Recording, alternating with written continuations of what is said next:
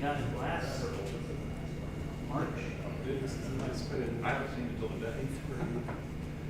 That's what you usually see in the car, which is never. Making fun of it. So actually, I couldn't drive it anymore, so I had to get some. I had a 14 micro gap, and I really liked it, really nice. That's what the old one was. That was in 2002. Yeah, that one's, you got my. Yeah. How many miles ago? We don't need to see. 2002. Actually, not that many miles. You don't drive that far. 2 miles to But school. you don't go anywhere. You run there pretty good. That's like 140,000 miles. And everything else on it is broke. So like,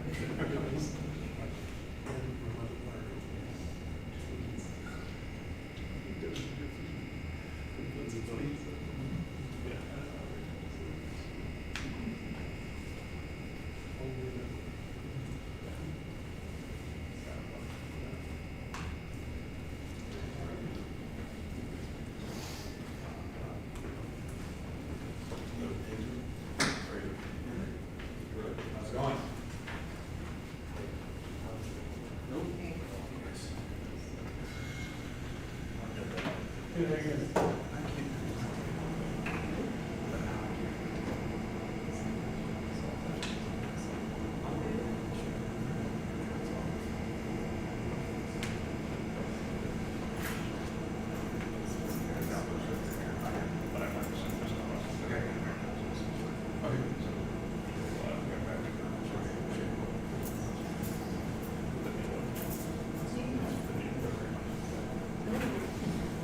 I'll start with that. How about that?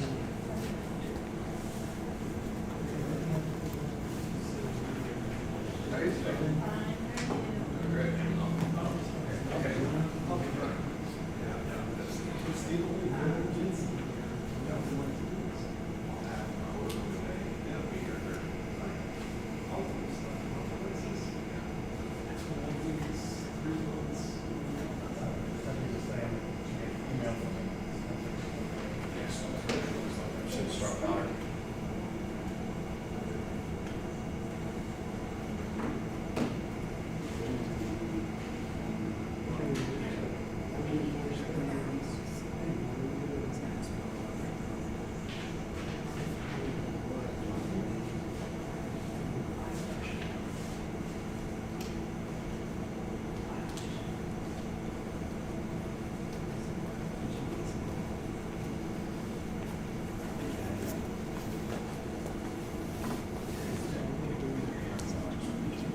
I'm sorry. No, I don't need one. It was pretty easy to remember. Thank you.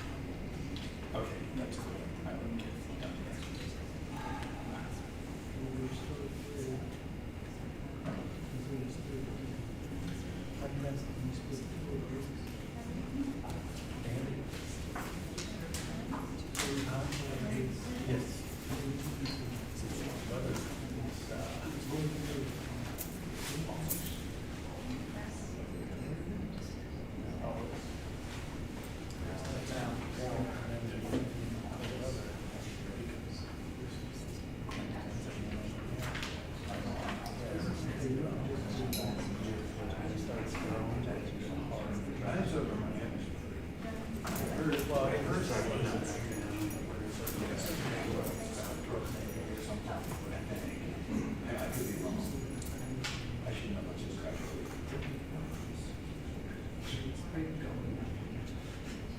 on my calendar.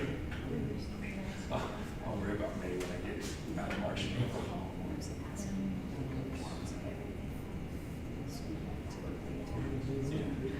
Through the stuff where you did construction. Yeah.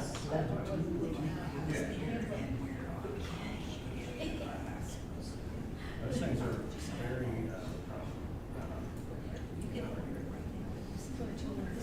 that's what I need. We just visited, you see the map on the market.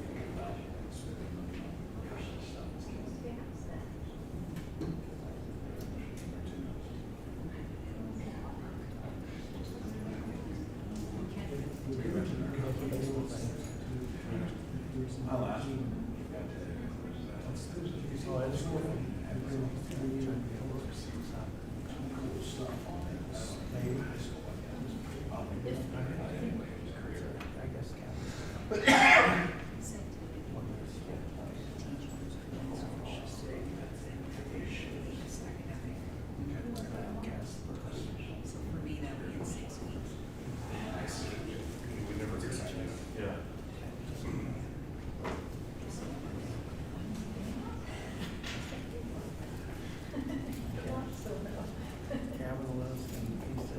Set a reminder.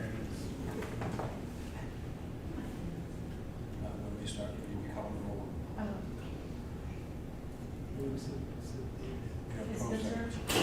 Spencer will be here, she's been late.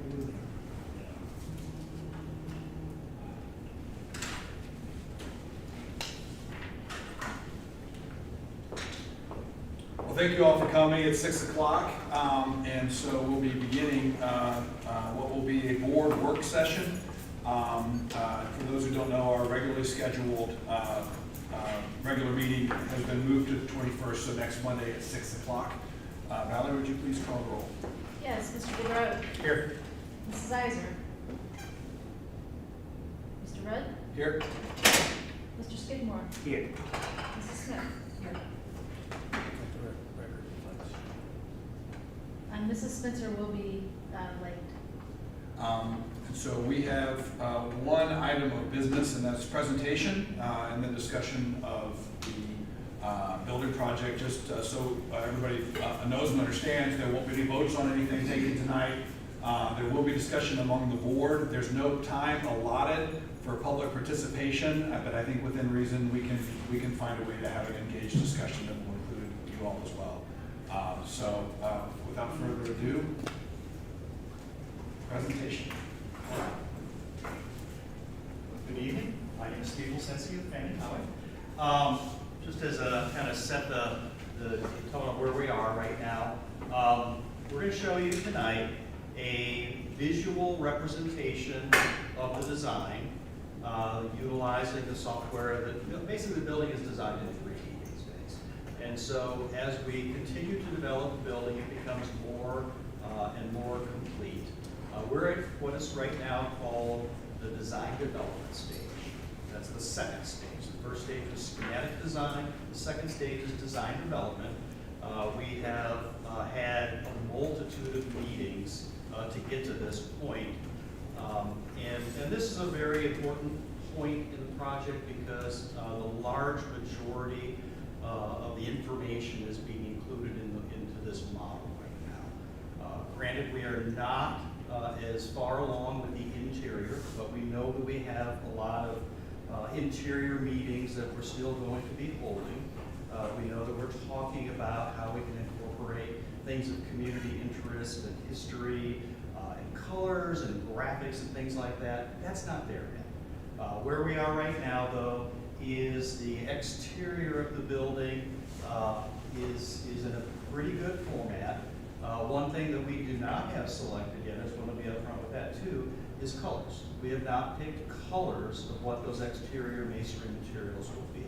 So we don't need that actually today. That's not something that we need to know right now. So, but I think this will give a pretty good flavor for where we are. we have Doug Rich, he's back in the office, and he's the one that's actually driving through the model. So this is live. We will be able to go different places should you request you'd like to see something and go back to see something. We can certainly do that as well. But I will go ahead and let Doug start going through and going through the model, and Vonda will kind of describe, where we're going and what kinds of things you're seeing. And just stop us anytime though, because since it's live, we can just stop and go back and just ask us any questions as we go. Okay. All right. Thank you. So we're starting on Farmersville, Germantown Pike. We are, you can see it's on the houses on down the road.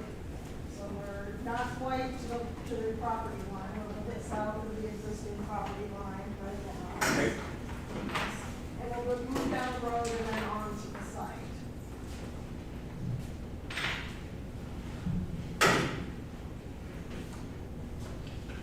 We're moving towards the existing high school, which you can kind of see in gray over on the far right.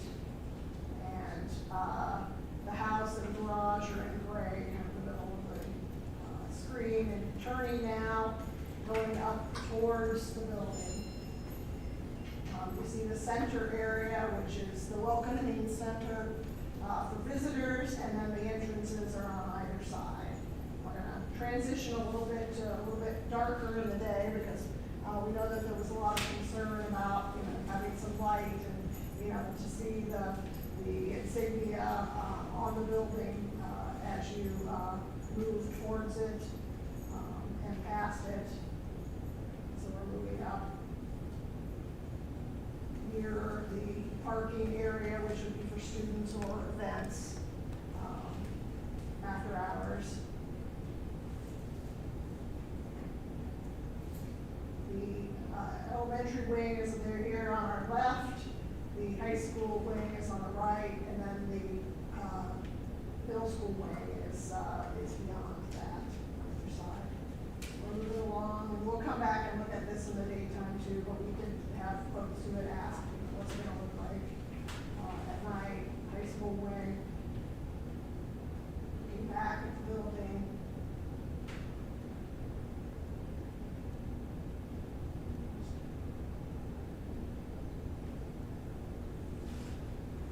Able to see the building kind of over time with different light. This is mostly facing east.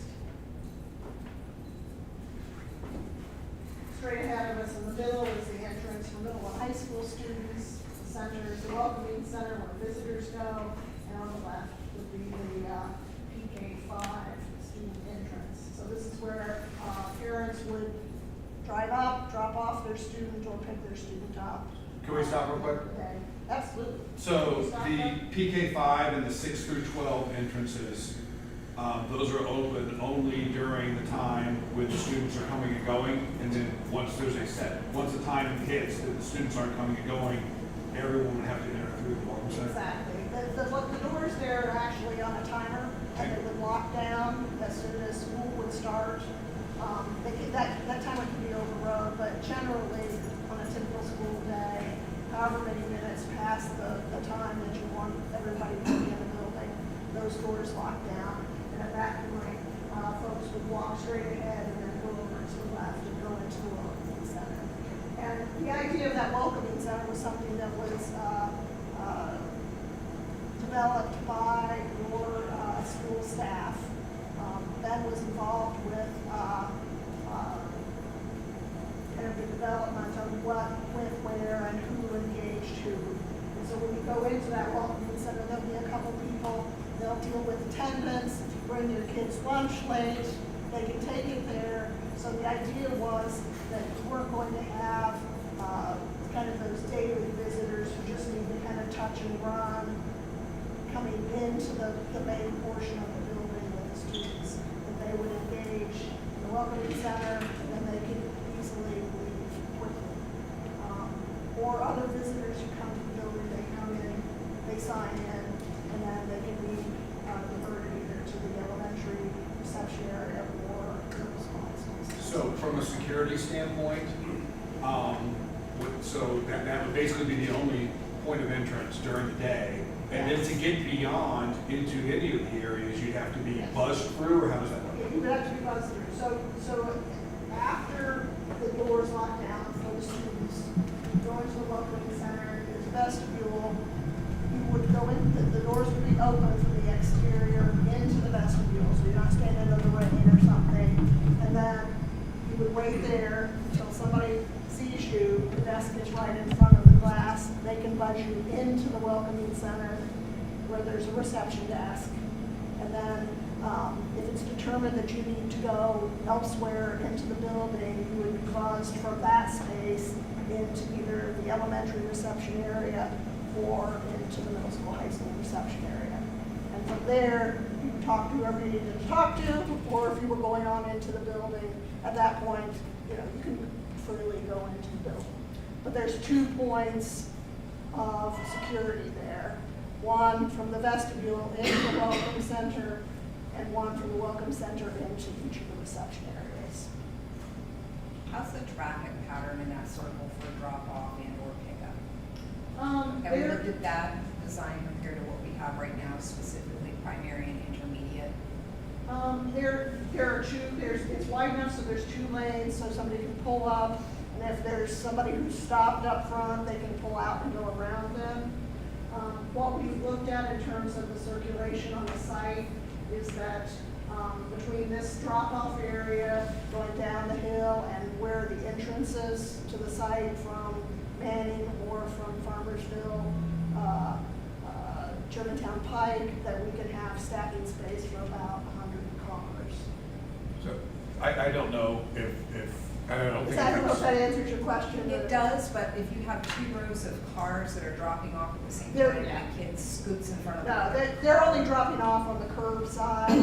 Only The other, curb side. the other lane is for if somebody Passing them. needs to pass them, yeah. If And somebody has that's gonna some, be monitored or one would hope that there wouldn't be somebody walking across that.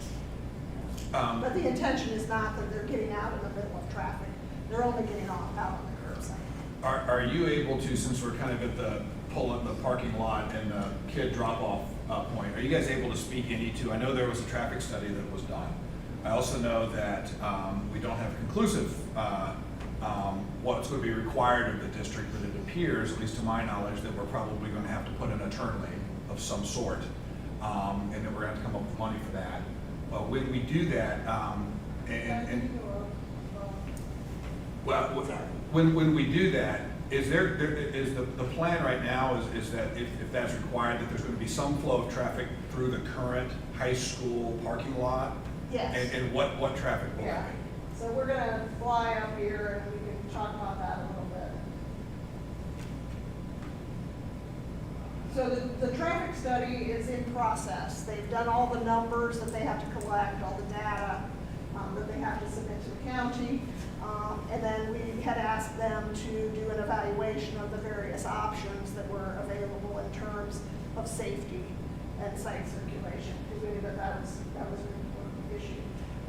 will we get that study, will we get that study in time enough for us to be able to make decisions appropriately about choosing what we need to forego or get on behalf of, based on an additional cost for accessory roads or whatever? Will we have that information in advance of or in time enough? Well, Or make it a very yeah, big they're process. making they'll make a recommendation, which we actually talked about at our meeting this afternoon, that will go to the county. And the county will bless that recommendation because it impacts, the coming and going on the school site impacts the county roads. Do we have an estimated time that the county might respond back, just historically? How long? It's probably gonna be April-ish, I would say. Are you just wondering what the number is that we might have to pay? Because they gave us a Is number. that, I'm not sure what the, You've got more information coming from. Well, they gave us a number that the board might have to put in as LFI to get the turn lane and the other improvements necessary. They said minimum, it would be 300,000, Okay. probably more like 500,000. So we asked them to look at, based on all the impact, the questions that we've had over time, on the site circulation, we asked them to look at 3 options. And those options range from staff and buses coming in the new drive, staff and buses coming through the existing high school site, staff and buses coming from Manning Road, and in each of those, parents and driving students were coming from a different location. Their review of the existing conditions at the intersection of Manning and the Pike leads them to recommend that we try to keep as much traffic away from that intersection as possible. So their recommendation in terms of the access to the site would be that we have the new drive that's coming from the Pike that we just drove up, that would be staff and buses. This is during the school day. After the school day, it could be event parking, it could be anybody, but during the school day, that would be generally used for staff and buses. The south drive of the existing high school would be a location where student drivers and parents would come in, as well as parents could come in from Manning Road, so that the parents would be split. Probably the parents coming from the north would want to come in Manning, it would be the easy way. The parents from the south are probably going to take a left turn and come into the south drive at the high school. And then we have space around the high school to stack cars to try to keep them off the road. And the traffic engineers certainly understand that the goal is to keep all of the cars from backing up onto the Pike or onto Manning Road. Does that answer the questions? That's helpful information. Yeah. And So we will have a, Would be at the old high school. Right. That's good. Yeah. yeah. We do have a question, and I'd like to try to include questions if we can. This looks to me like a hospital set up on the parking and the school drop off. You ever go to the emergency and main entrance of a hospital and figure out how backed up it gets when there's just people dropping people off normally for appointments and stuff like that? This either needs to be 3 lanes wide with a dedicated all the way out to exit type thing, or it needs to have where it's longer or something, because you're gonna have bottlenecks and people backed up for days, clear out into this current parking lot, just trying to drop people off. That's what the initial thought I had was, because of the amount of people that get dropped off just at the elementary and middle, at the elementary school and intermediate, whatever it's called in Germantown, just that alone backs up clear out by Dubs every day. All the way out past, and the football field and all that every day. So you're talking a quarter of a mile of traffic, and you're gonna have parents sitting there waiting just like they do every day. So where the bus is gonna be, because that's an issue as well, because you're gonna have traffic blocking the bus entrance. The buses do have a separate entrance and exit along with the staff.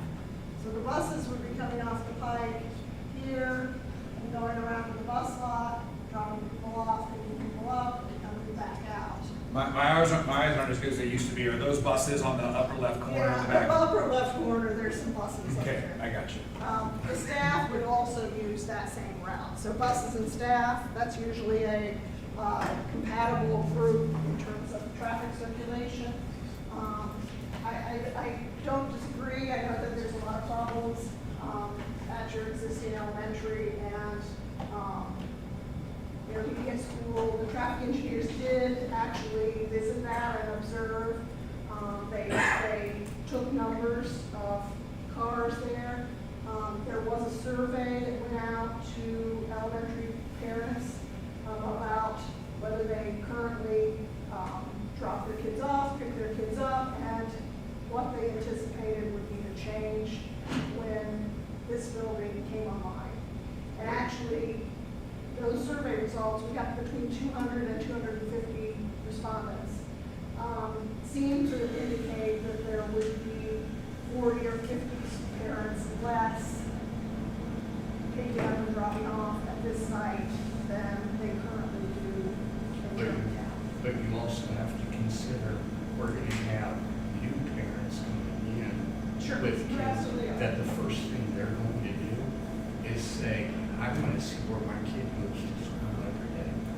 You know, and that kind of thing, because we have a bunch of parents that, and we've all been there, the first couple of weeks, they are very much. And we do have some parking in the front by the booth for visitors. Right. So if somebody wants to pull in and park and say, I need to go into the building, and maybe in your welcome Right. center like we talked about. But as far as with the dropping off and that's gonna bottleneck in the front of the school every day. So Is that there gonna needs to be 40 to 50, the estimate is 40 to 50 cars less? That's what the survey seemed to indicate. Okay, right. Yeah. Okay. Which, I mean, Which would make putting it it- at that location would make sense. So, Okay, I just wanted to make sure the I numbers. mean, there is gonna still be stacking, and that's normal at an elementary school. And so that's why the goal was to try to figure out, and part of it's using the space that we already have around the high school. If indeed it's 100 today, and it's 100, and it doesn't, we don't lose 40, people dropping and picking up, there's still space for stacking without getting out onto the end. I just want to make sure that. No, I everybody's- think that's one, Yeah. it's been emphasized to us that it's a big priority not to have people stacking out. Yeah, out because on the public roads. You And go, the you go traffic to enough, engineers you say go to that. enough schools that you see them Sure. every day, you know, and it bothered me greatly seeing it at brand new schools that they, like up at Brookville, when their school was built, there's a reason that they're on that other road and not on Brookville Farmersville because of, they had parents that were concerned about that, and they built that out to be able to accommodate it. The other thing that we have an advantage of here is that we have this high school with a large parking lot on the south side. And so one of the things that we've talked about that nobody sees as a first solution, but could be a long-term solution if there's way more cars than is anticipated, is that we could use part of that parking lot for kind of several rows of people stacking, kind of like a ferry. Right. That's not the preferred way of doing this, but Right. there is that possibility. So are you saying that the bus entry is going to be in the back of the school? The students will get off the buses at the back of the school, and there's a back entrance, and they'll come into that. And Well, then that bus lot will also be overstriped so that it can be used for events, which Okay. means, we may get 18 buses there, but we may get 100 cars Right. in that space. So that will be one of the event entries as well in the back. And it's also would be blocked off, so you'd have an extra paved play area for during the day. as well. Thank you. Paula, can you look which way the traffic flow is supposed to be going to the drop off? Sure. So they would come in the south of the building, existing building, they come in, they go up that curved road, across, around the loop, and then they would go out the same way. The other way that we have to come in would be to come in north of the existing high school, come along the back of that parking lot, up the hill, and around that loop. Why are we looping back around instead of coming back out this entrance and exit here at the bottom? Because that's where the buses are and Just keep the traffic yeah, separated. keep the traffic separate. Okay, thank you. Okay. Usually we don't want to have buses with, I thought you said the buses were gonna be coming in off of Manning the and coming buses, in that way. buses are coming in here, Okay. going around, they go up to the bus lot, They have a turnaround within the paving of the bus lot, and then they come back out. Thank you. Any other questions about the site, or should we? I think we were. Drive around the building. Let's drive around the building. Okay, let's go around the building.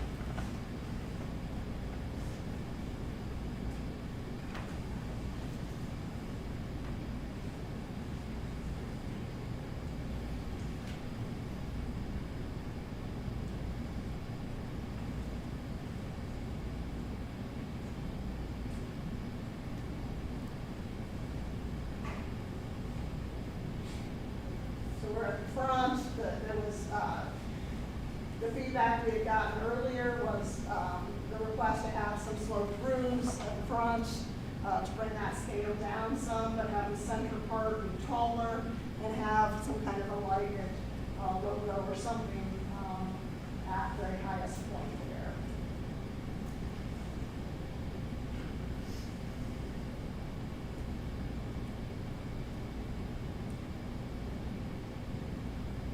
So there'd be the opportunity for that to be seen from as you're moving up the road and then on the drive.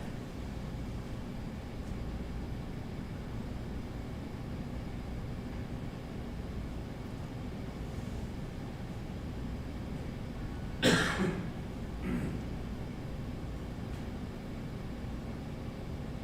gonna kind of go out and drive around, all the way around the building.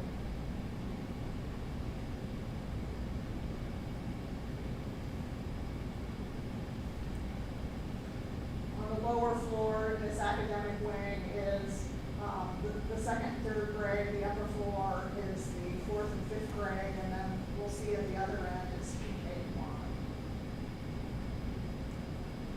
The thought here has been as well that we have this drive. We need a drive for fire access in addition to buses and other things that need to happen on the site. This location here may be a point where special education access for students who are handicapped and need to get right into the building. That could happen with the bus pulling up along the curb. And then as we move on around the end of the PK1 area of the building, there will be playgrounds where you see those folks out there and some different ground surfaces. That would be the lower primary playground. The bus lot would also be striped as a hard play area so that that can be used when it's muddy out or they want to play kickball or whatever in that area. And then there's across the bus lot, there's space for some playground equipment for the older children. We've also looked at and have on the drawings that doesn't show up here yet, but some basketball goals along the edge of this paved area and so forth. So it's a very multi-purpose area. And as I said, it would be used during events for parking. This is the back of the building where the main entrance is for the bus. The main bus entrance.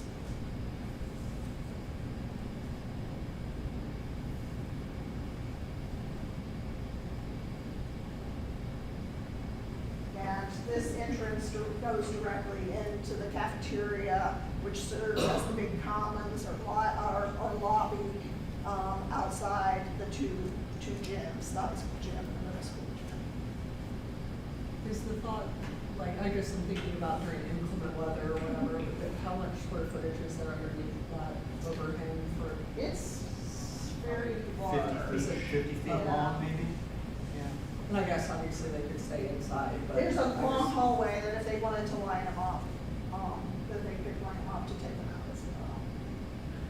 The buses, and I think, Doug, if you swing over the view to the right a little bit so you can kind of see the buses will pull up so that the kids can go out on the sidewalk and then they can enter the correct side of the bus without having to walk between any of the buses to get to their bus. And the buses actually come all the way up here.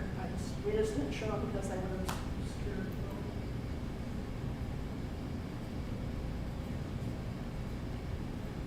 The light color that was over there is part of the playground area for the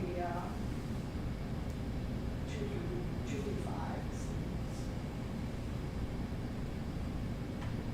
Music is right to the right, or to the left of the entrance there.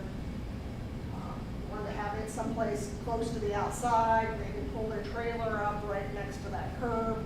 They have an exterior door that they can take their equipment in and out of the building very easy. And now we're transitioning over to what would be the staff parking lot. So staff would be entering at that main entrance, or there's a couple of other locations where there's card readers directly into the building. We've seen the back of the middle school on the left.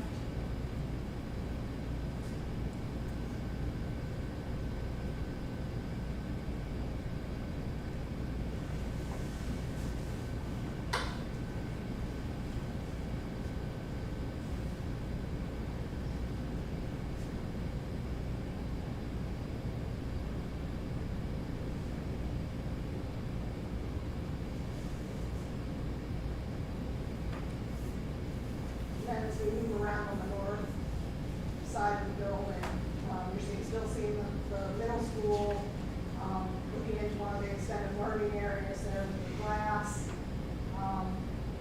There's a courtyard, and then the high school is on the left. Remote administration is the gable that you see straight ahead. And then the overhead door is access to ed space. So they would have a drive and a door there. It's access to what? Agriculture and sorry.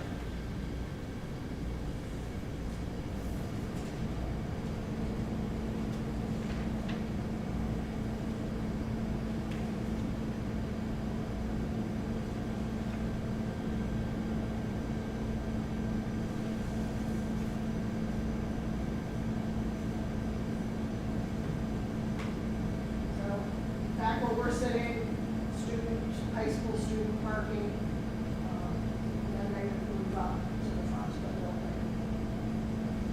High school students who ride the bus, obviously would be on the other side of the building. And since you have staggered elementary versus middle high school time periods, you wouldn't have people moving through those big areas in the center, the big hallway, the cafeteria to get to their respective areas. I have a 30,000-foot question. Is there anything that we're seeing in this that isn't in the $50 million December 2021 SD design budget that was approved? Right now, they're doing an estimate for design development. Yeah. It'll hopefully be done at the end of the month. Right. Generally, this scope is the same. Yeah. That said, Right. we're in a very, very strange market. Sure. And so. Yeah, no, I'm not asking you whether or not we'll be able to pull this off for the 50,193 Right. or whatever it was. But I'm just saying, there's nothing in here to say, oh, that, that we're seeing that's not part of at least that subset of categories that are within. No, other than the roof, the metal roof, obviously. The metal which was an roof, right. additional item. This is just further development of the schematic design.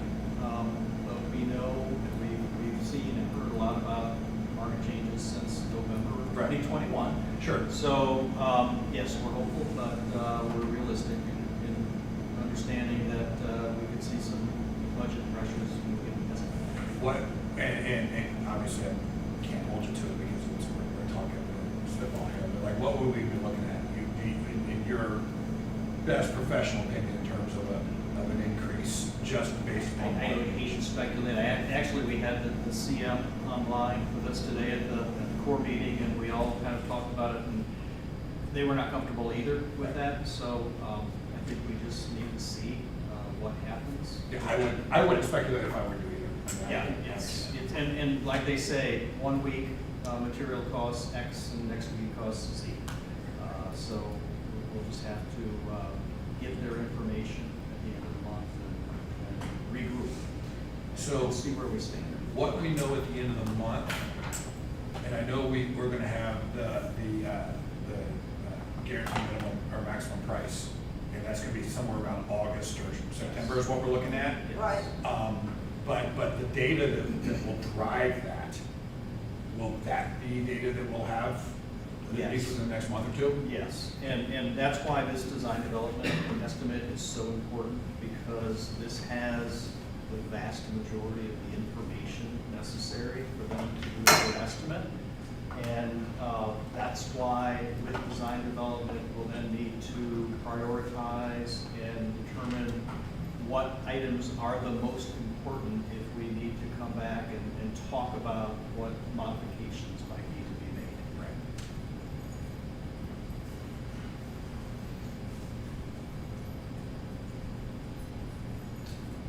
Unfortunately, I think that the current construction conditions are probably one of the most unusual and quickly rising that we've seen in many years. And that's our concern about getting that estimate and making sure that all of this is within budget, or that we need to talk about what the priorities are if things need to be scaled back to keep it in budget. Okay.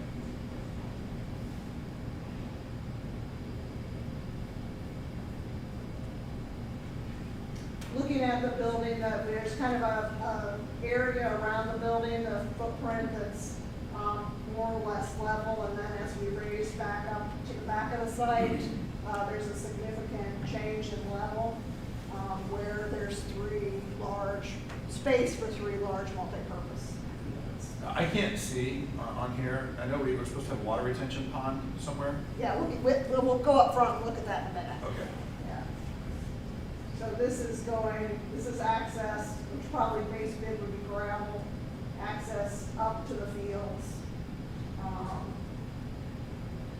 Mostly the access is for emergency vehicles, in case somebody got hurt up there. Sure. So there's three fields, approximately the size of a soccer or football field up here. It's graded, that's part of the project. Any further development beyond grading is something that's considered an LFI by the basis. So you can see there's a hill here, flat area where the building pad is, more or less. And then, Doug, if we can kind of head overhead maybe to the front. And we'll see where the detention pond is.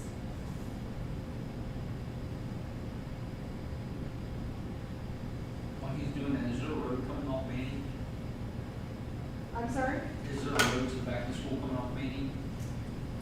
There's the existing road that comes off Manning, a second drive in. To the existing high school? Yes. Okay, but not a new. That has been discussed, and I guess that really is gonna come down to budget, in the end. The traffic engineers, and honestly, this kind of surprised me, did not see a great advantage in having that road in terms of the regular circulation of people on and off the site, because they felt like that would encourage more people to, use the Manning Pike intersection to turn.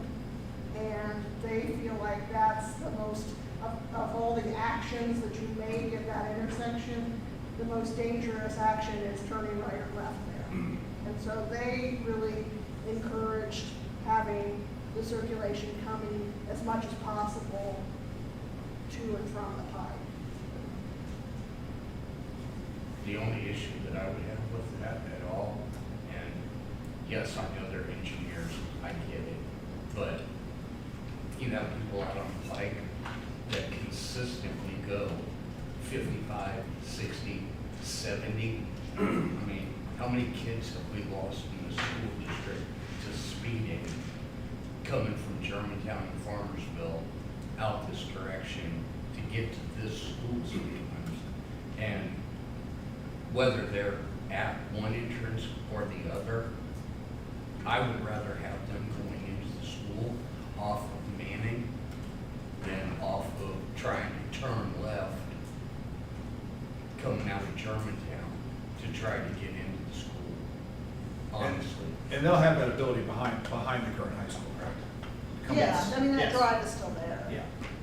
And one of the The things that. existing drive is still I mean, there. I'm even talking about maybe the school buses even, because of that exact reason. One of the other things that's being done though is the addition of the school signs for 20 mile per hour flashers. So that would we're be currently working in at- Montgomery County to have The edge of school school flashers put at the perimeter of the site and farther back from that if possible. And with consent from another landowner, you tell me whether I'm wrong, with consent from another landowner, we could conceivably put them, not They were necessarily. checking that today because they don't know. the Yeah, land- our site designer's going to approach the county about Okay. whether they could be extended if someone was willing to give an easement to have a pole on it for the Okay. flasher. But we have to have the county bless that. This- If that's possible, that would be a great thing. This isn't directly related to the design issues, but my understanding is that we've got the 60-40 split with the state. However, to the extent that there are inflationary costs that affect our costs, we're kind of stuck with that. Is that a fair assessment? That is a fair assessment. So, Yes. there's no mechanism in place now, so I think, and, you know, the board will have to discuss this and decide on this at some point, but I think it might not be a bad idea to be, as a community, giving some thought to maybe reaching out to our legislators, because that could be a great means of addressing that disparity between us and some other districts when people who built when they haven't had these inflation issues, and so there might be something to do there. But there's nothing we can do procedurally to go back and say, here's your bill, give us 60%. You're right, procedurally, there's not, but individual attempts to work with the OFCC have been successful on occasion. You mean it's on district by district basis? District by district basis, they do not have a policy to address that, but certainly that's something that could be addressed with the OFCC. No guarantees. but- So we need to see what those numbers will Yes. be before we even have the conversation. Yes. So there was a question about the detention area. And the detention area is within kind of the V between the road that goes over to the existing house and garage and the main entrance drive. So you can start to see the land is kind of sculpted there. This is a detention area, so most of the time, it would not be holding water except after a rain. That said, there may be some water that is at this full location. You can start to see right there, and then it has to outlet over to the existing culvert. Not to keep asking questions, No, but that's good. the existing house and garage. My understanding is that the township's variance relative to construction of the new school is that the buildings on the property have to be of the same design from an aesthetic standpoint. So That was a condition evidently of. right, and of so the- Yeah. so you know I know that so we're going to have to either make the house and garage fit aesthetically with the high school with the new facade, or tear it down. Are we going to be able to get any contribution from the state on site prep? Is that site prep? What is that? No, that the tearing down, if you tore it down, there would not be any cost for that. Right. They will allow it to remain, at least through construction, as the temporary construction house. But at some point, we're going to At some point in time, you need to address the decision of, do you comply with whatever that takes, or do you choose not to keep the house? So there would be no cost to tear it down? No, they would not, the state would not There would provide be no any cost. cost to take the house down. Yeah, so based upon the traffic study, we're gonna have some number, and this is just for us to all be having this in our mind as we go forward in the next couple of meetings. It's there'll be some number between 300 and, you know, more likely around 500. My understanding could go up to possibly 700 for that extra lane, which would be a turn lane into the existing high school. Yeah, a left, And a then left there's turn lane. gonna be some cost for either re-facading or getting rid of the current house and garage. And so just when we're making decisions about our, kind of our things we'd like to have that don't have to have, the components we're gonna have to think about are those two things, that those are gonna have to be done one way or the other. Because there was a number for a turning lane in this project, correct? There is. Okay. The state contribution for what they call the site safety allowance is a total of $300,000. So that's about $250,000 in construction cost. And if. And that's co-funded, so both of you are contributing to Right. that. And so if it was somewhere between, say, 500 and 750,000, that gap, that additional cost, would be locally funded cost. And so the things we've talked about so far, once we factor in the inflation, see what that does to our $50,123,000 budget. Some things might have to be pulled out of that once we figure out what things are really gonna cost, which should be in the next couple months. And so we've really got the turn lane is gonna have to be done. The dealing with the current property of the current structure is gonna have to be done something at some point. And so those things gonna have to be at the top of that list. And then we're gonna have some list of put back in, and then the list of the things that we want to do that aren't already in. That's correct. And there will also be a way of prioritizing some items that can easily be bid as alternates that may be on your wish list, that at the time of getting the final bid cost, we can determine if there's enough money. A good example would be, say, an upgrade of flooring, different types of flooring, or a different wall finish, more furniture, things of that nature that can easily be purchased kind of at the end of the project. From an aesthetic standpoint, has the building committee or you guys talked about, because when I see this, I very much see a campus, right? And so the existing high school that we're sitting in now, has the exterior, the way we see the exterior of the new building now, just from like a color scheme standpoint, a material standpoint, how does this all tie in together? Do these buildings look like they even remotely belong on the same campus? Are they vastly different from even just the average person driving by? Like the color of the brick, are they similar, are they? I mean, we can look at, that hasn't been fully determined. Okay, that was my I mean, question. there were some discussions about the color of the exterior masonry. But we can't afford a brick, correct? Yeah, probably not, at It's no least, brick. yeah. There are some other products that we're looking at, some concrete products that have more of a brickish look, and the CM is doing some research on those too.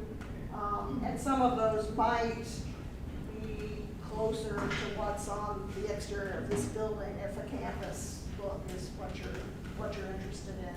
I mean, that, often districts want to look at it as a larger campus and not have a building that has vastly different colors, perhaps as a start. I mean, obviously, it's gonna look like a different building. Yeah, no, absolutely.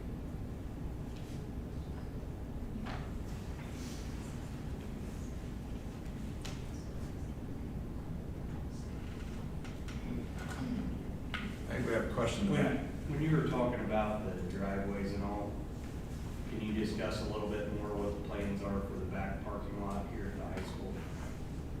Sure. So the back parking lot, the traffic engineers indicated, and we were not surprised by this, that the farthest east drive, what drives directly into the front of the building, is way too close to the intersection and would never in this day and age be approved. And so what they've been told is that that will be closed. You currently have another drive that's a little bit further west that can continue to be used. And so in terms of the back of the high school, one of the solutions to stacking would be that potentially folks would probably be folks from Farmersville could come in, make a right-hand turn in, and stack along the back of the high school with the parking. Yeah, well, I'm suggesting what we had discussed is that that back parking lot is most likely not going to be needed as parking. No, it would only be students parking. So that's what we had talked about, because there's not a need for parking, that could fairly cheaply be turned into a Staging low area. volume road to Manning. The difference would be where it connects to Manning would be right next to the baseball field to get it as far away from the intersection of Manning and the Pike as possible, as a economical way to get access to Manning. And along with those thoughts, yes, any access to the Pike is dangerous, there's no doubt about it. But the reality is, whether there's people using a road to Manning or not, they all have to turn on the Pike. The question is whether they turn on the Pike at Manning or in front of the school, or in front of the current high school. So, I mean, regardless of what we do, there's no way to avoid people turning, excuse me, on the Manning, other than the few that are going, or excuse me, on the Pike, except for the few that will go west on Manning. So, I mean, just keep that in your minds, because there's been discussion on all this stuff. There will continue to be some on Manning. I think that the big thing that, and surprisingly, the big thing was from the traffic engineers was try to minimize. I think we try to minimize the number of cars that are going onto or coming from. Because if they're all going out to the Pike, then you wouldn't have that stop sign at Manning being backed up. If they're all going and coming one way, it would be less likely to have a backup on Manning, also the Pike.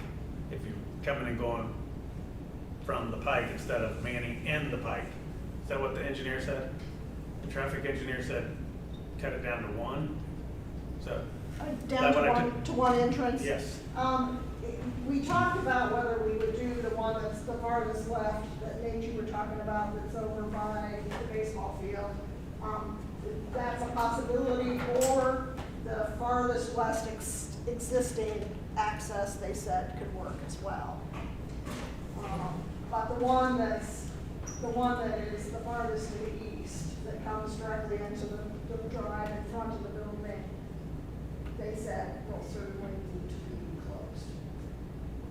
Is there any way that we can work with the county or find out from the county if we can get a, what do they call it, a blinking light at that corner to at least caution people? I mean, even with all this other stuff that we got going on, you know, we now have 2 intersections in the district that have the flashing red stoplights because of how dangerous they are. Is there any way that we can convince the county that we need a flashing red and yellow at that intersection? You know, to try to minimize the, you know, at least it would help with traffic, you know, that way. And where it could be flipped even to a red, you know, a red type situation, you know, flashing red, you know, at certain times during the day to help with traffic in and out, you know, when school starts and ends. I'm just spitballing here, trying to figure out for safety, you know, for not only new drivers, but for the buses and everybody else. I mean, I think from my standpoint, it's like anything else. I mean, obviously that's something that's outside of our control as to decision making, but we can always ask. And as individual community members, you can both ask and we can all advocate as well. And, you know, and if we're loud enough, maybe we can get the county to do something. I can't say for certain that we have any ability to control that, but we have the ability to be annoying until maybe they do something. And so, It never hurts to ask, right? Absolutely. When we asked the question to the traffic engineer today, we asked if there was any type of signalization or anything warranted from the traffic study information. And the response was that there is not. There's not a warrant based on the expected traffic to have a signal at the intersection of Manning and Pike. But they also said there's not a warrant that they would expect even for a stop sign. So again, I think the local knowledge of whether or not you feel there is a need for something like that might be more of a lobbying effort than something that's going to be proven through a traffic study. Because traffic study looks at a lot of things, but one of the things they look at the most is they want to make sure that traffic continues to flow. And so that's why they have to achieve certain warrants to be able to stop traffic in any direction. Doesn't cost the county that much to put out those things across the road that count cars for months on end, so I.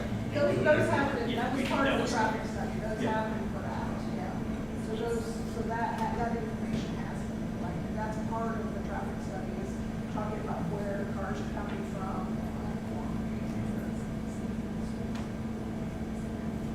I hate to be redundant, but I do have a question about the house that we purchased next door. Tell me if I'm incorrect. We have to either upgrade the outside of it to match the aesthetic of our new building, or tear it down. Yes. That is all gonna be LFI funded? Yes, I'm sorry. I believe so, yes. And did we know that prior to purchasing it? That was a condition that was opposed for approval of the variance at the meeting, I believe, on Tuesday. That was a local decision. It's a township decision. You know, the buildings won't match, so the fact that the Phillips house will match, the buildings will not match at all. Yeah. They don't have to match, it has to be fit in. The issue is that I believe, someone correct me if I'm wrong, either that's on this parcel or they want those parcels joined. If the parcels were all joined together, Yeah. because the house is now in front of the primary use, which is the school. Right. That was the condition that they made. They didn't say how you achieve that. Yeah. They just said that it needed to be complementary to the design of the high school. We don't know if that means masonry on the outside, if it just means paint, we just don't know. Right. So What is our the own long local range goal for township that? said we need to add money to this because they want it to look different. Our own local township has said that. Yeah, that's the way they enforce all these variances, just to be fair. Of course, the other thing is, the school chose to join all 5 parcels. If they wouldn't have done that, that wouldn't even been up to the debate, because what Steve said is it was gonna set the parcel. But now, because you have them all in the same parcel, the township can weigh in on what looks the same or doesn't look the same in the same parcel. So the school did that ahead of time. I know we need to move on, so I just They want would to do that. One point, I think we should just at least note, like, on this traffic thing, I mean, I go past Carlisle, live close to Carlisle High School, and it's built their school. Everyone that's turning left into the entrance there is backed up for miles, because the people turning right just keep turning right? And so I think, I don't know what the engineers are saying here on, that it's gonna make more sense for everybody to go in off the pike, but I think we should at least continue to look at that. And the other thing I'll say is, looks like, I mean, it seems a little odd to be going through the current high school in several different directions and then having, it looks like there's sidewalks that are concrete from the current high school to the new high school. There's a lot of concrete. There's the drive to the existing house. There's a lot of spent money here, or will be, on all these drives and concrete walks that I think would be better served to have a road off of Manning. If you think about who's going to pick up their students that are playing on those back fields, how are we going to get to the back fields? You're going to have to drive in the bus entrance or through the high school parking lot. I think this definitely needs to be examined more on how much we're spending on all these roadways and walkways versus putting in an existing drive further down on Manning that's more safe for the entire district, that makes more sense on the traffic flow. Well, we might be able to save some money also if we end up tearing down the existing structures. Obviously, we won't have a driveway to nowhere. Exactly. And so that might be money we could reallocate. And then move the building and everything forward. And then, so what we were gonna use those buildings for, we'll just find another place for it. Move it forward. Oh, Yeah, why have it back there in the backfield? Move it up beside the other school. Get rid of the house, move it up, save a fortune. The site actually does this. It doesn't. And so there's not sufficient width to move Yeah, it forward. it's a But wedge. to that point, I have It's a a couple wedge, questions. it's wedge shaped, yeah. So you're saying that the width of that building with the parking lot would not fit further eastward? Right. The property line is just past this road, and then kind of a straight line all the way to there. I There's have not a enough couple room to move it questions related forward. to that. Correct. If you want it facing the pike. Yes, that's correct. I believe it runs right along the creek. You still got more room to move it forward. Right, it does. I still have a couple questions related to this. Sure. You mentioned a few times that that parking lot is student parking lot. This is intermediate and elementary. Who are the students that are driving that need to park back there? Staff. No, they mentioned students a couple times. In Is the that front. supposed to be high school? Front. It'd be high school students who drive. So you want high school students to park way back there. Who's parking in this front lot? 'Cause you have The staff in students the are back. parking there. That's the right. The back corner is staff. This is the high school students right here. The staff are back there in that corner. Those buildings are all fresh. That's elementary. It's just a huge amount of hard space and it doesn't seem to flow or make any sense. In terms of the number of parking Yeah. spaces, it's been determined with the district that that's the number that needed to be provided. Okay, But it so looks given like- that, I also have a question. How have you or do you plan to expand this if you need more room? Has anybody looked at growth Yeah, rates? it's How actually long been- is this building really gonna last? It's been designed so every wing can have an addition Where? at the end of each wing, Here, at the end of each here, academic wing. there, and there, at the end of each of the wings. So what percentage can you increase your student population? Well, those two wings have space for four additional classrooms each. No, because you buy the property line, Four in the remember? back. No, like what they're saying is, you mind if I get up? Meg, I said. A little taller. And so the expansion would be forward into this space, and that would be, probably, what, four, and I guess it's two stories. Four classrooms there Yeah. and four classrooms on the other side. Right, and then we have space over there, and this also, as it's designed, Also on the middle school. as it's designed, it's designed to an estimate as drawn that's in excess substantially. I mean, a couple hundred students over what the state estimates are the technical There are states. additional classrooms that were part of your LFI funds. Okay, but again, what percent increase is that? Has anyone looked at how much the student population has increased and how much you might need over the next 10, 20 years? In other words, we're not building to 1704, we're building to like 1904.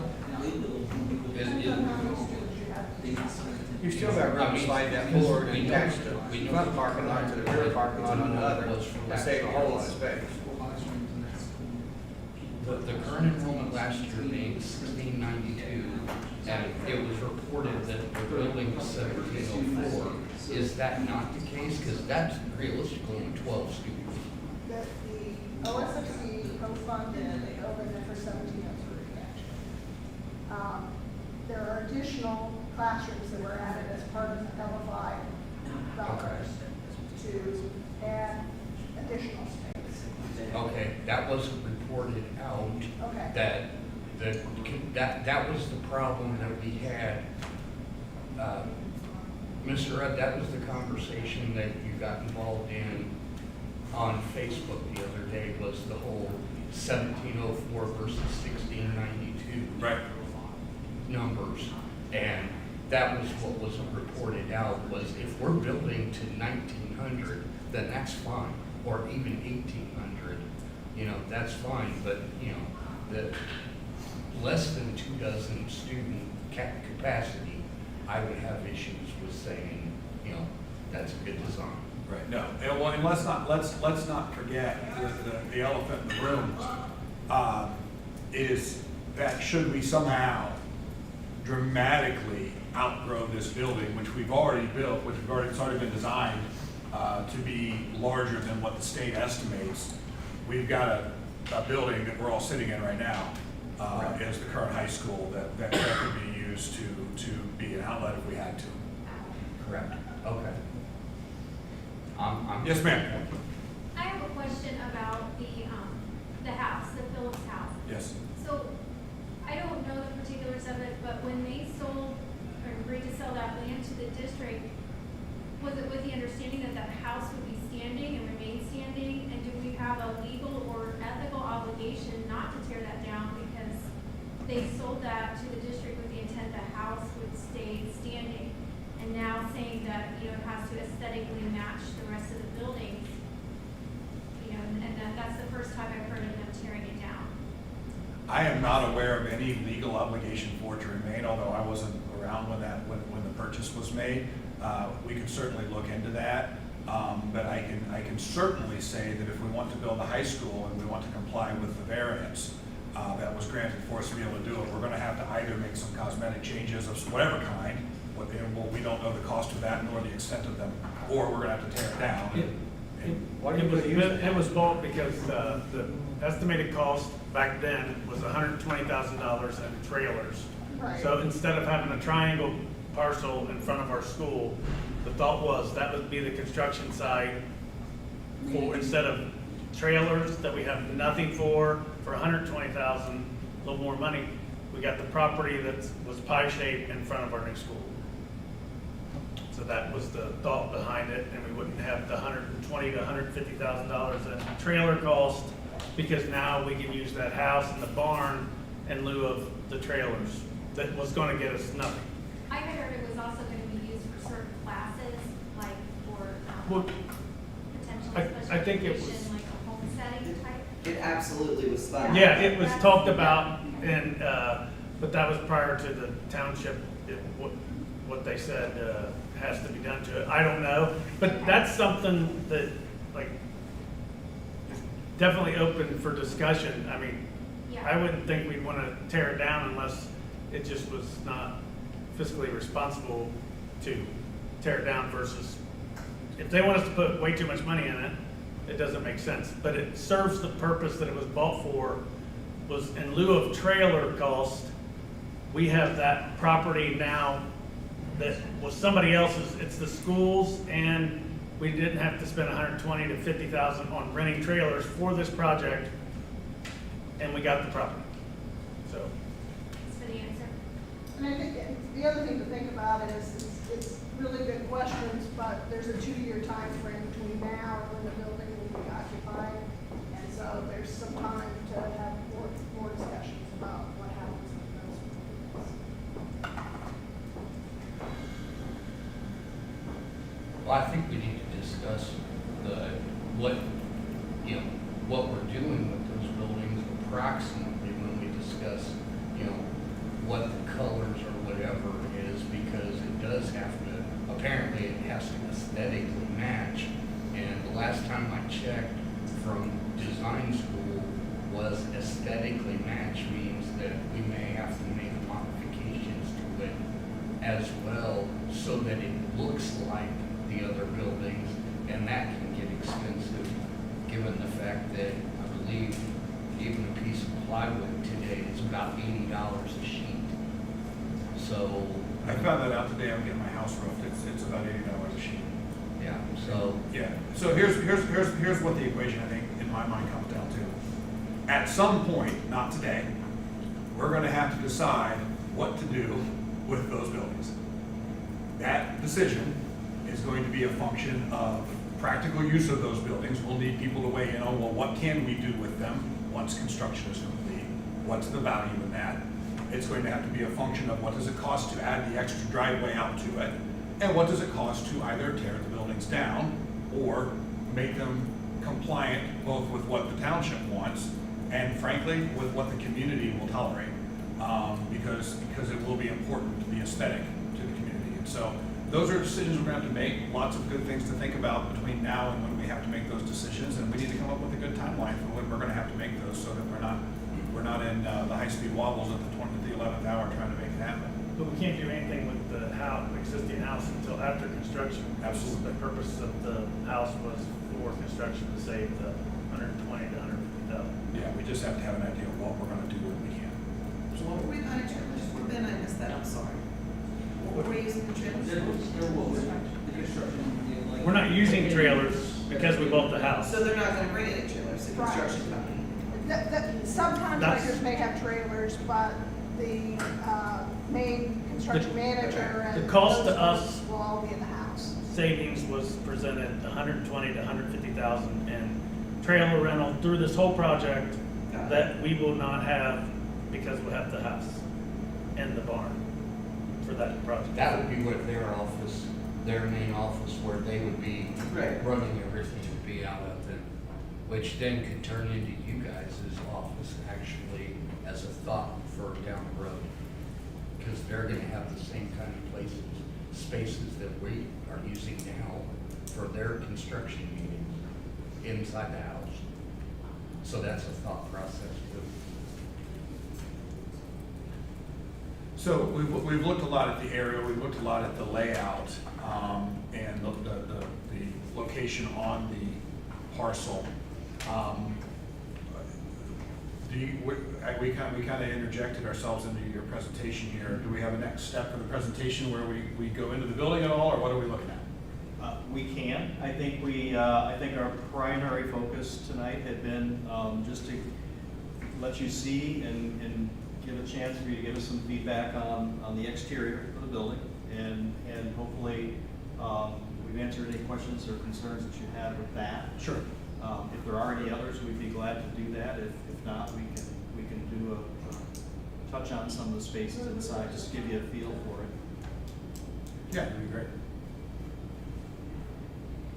And I think we'll probably just go into the Welcome Center just to show how that works, and maybe into the Commons and into one of the extended learning areas in one of the wings. And again, there's going to be a lot of white surfaces. We don't have a lot of color. We don't have a lot of materials in there at this point. So we should use our imaginations? Yeah, some places have more than others at this time.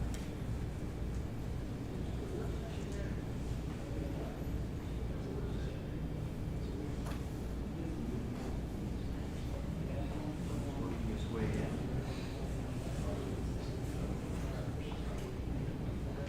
But if you could move down and get into the welcome center now.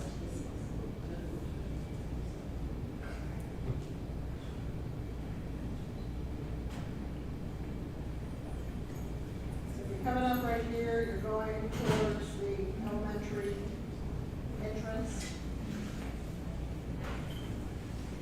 There is camp here for students who are waiting for their parents. Though I know you have some other systems that you use, send students out. You're coming into the building as a visitor, coming up here. You'd be in this space, you would not be able to go to the left into the welcome center, you'd have to be buzzed in. And then it's our understanding that these will be probably be the attendance folks here, because that's the greatest need of people walking into the building is to deal with attendance needs. And then on the right, the door goes into the reception area for the middle school, high school. On the left, it goes into the elementary. Not to ask a stupid question, but is that glass going to be tempered at all, or any kind of bulletproofing? Just because? It would be tempered, because most glass that's within 18 inches of the ground has to be tempered. Okay. And indoors. It is not bulletproof glass. Just thinking about the fact of the building that's locked down, but then it's not bulletproof, or, something close to that, it kind of defeats that purpose. If someone's that bent on getting in.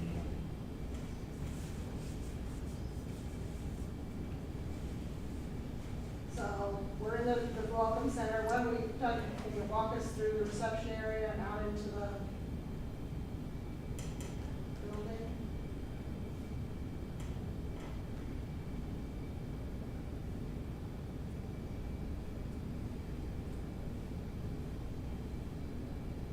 So elementary, principal, assistant principal, dean, and so forth down the hallway over here on our left.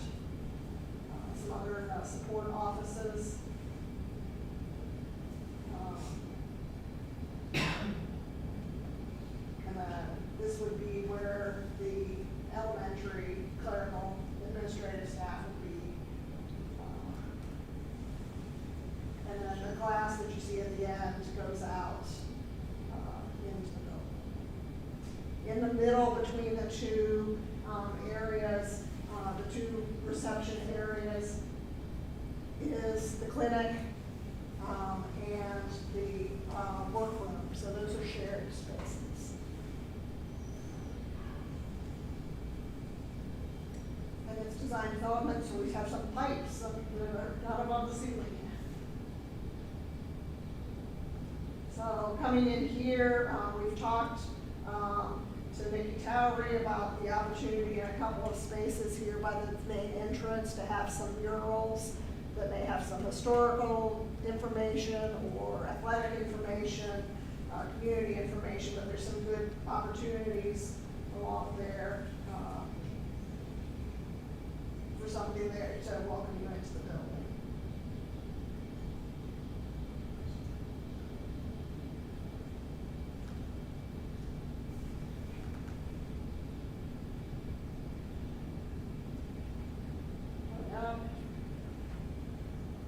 And we're turning here.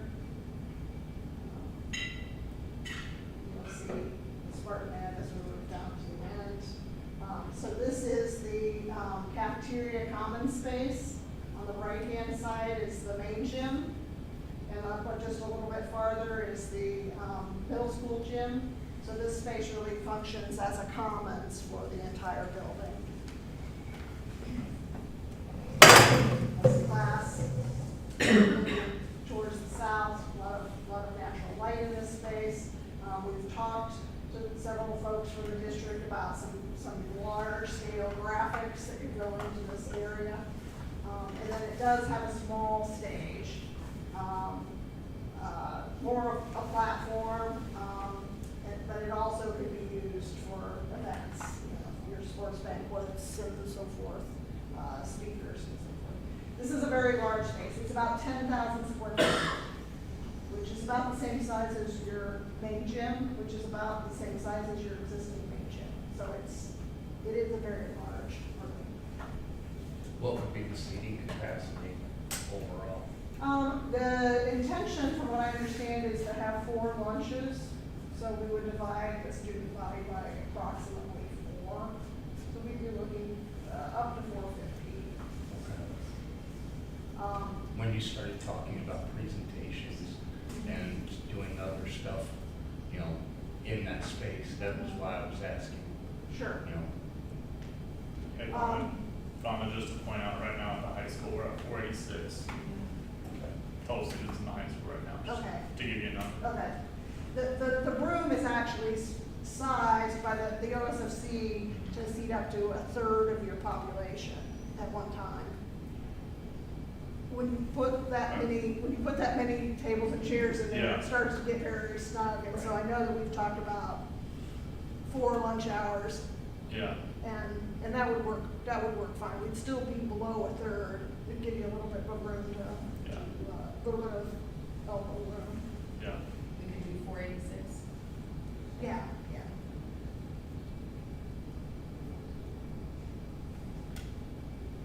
And we could get over 500 some in there, but once again, to have a little bit more room. Yeah. Spread out. We'll have some different opportunities for some different furnishings in there too. So yeah, looking back towards the front, you saw the Spartan head. And then the main gym is over here to the right, left, whichever way we're looking.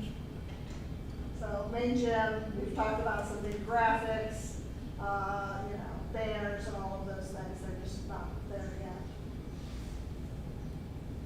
And what would be the total capacity in this space?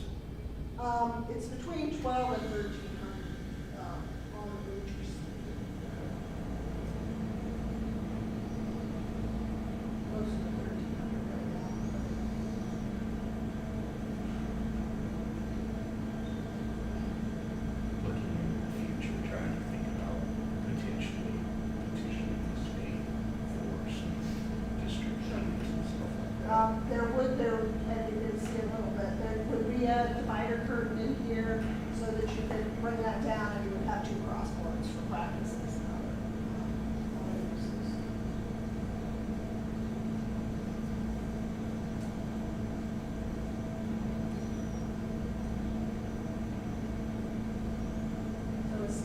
we don't have color or materials or all of those things.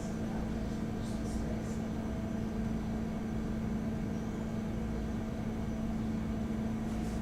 We'll walk down to the middle school gym and kind of out towards the back.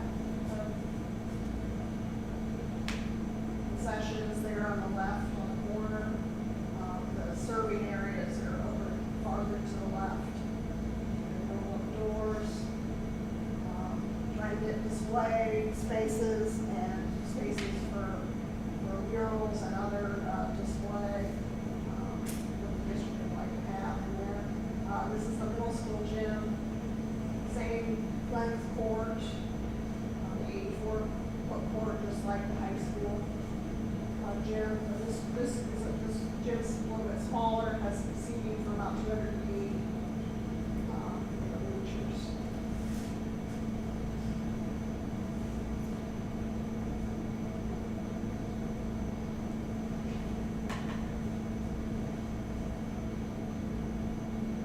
So we'll go out the back, down the back hallway.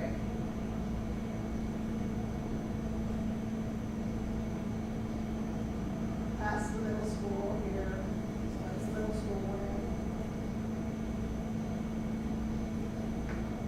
The remote admin area, this is middle and high school guidance, and the athletic director in this suite here. It looks towards the north, kind of out in the courtyard between the middle school and the high school.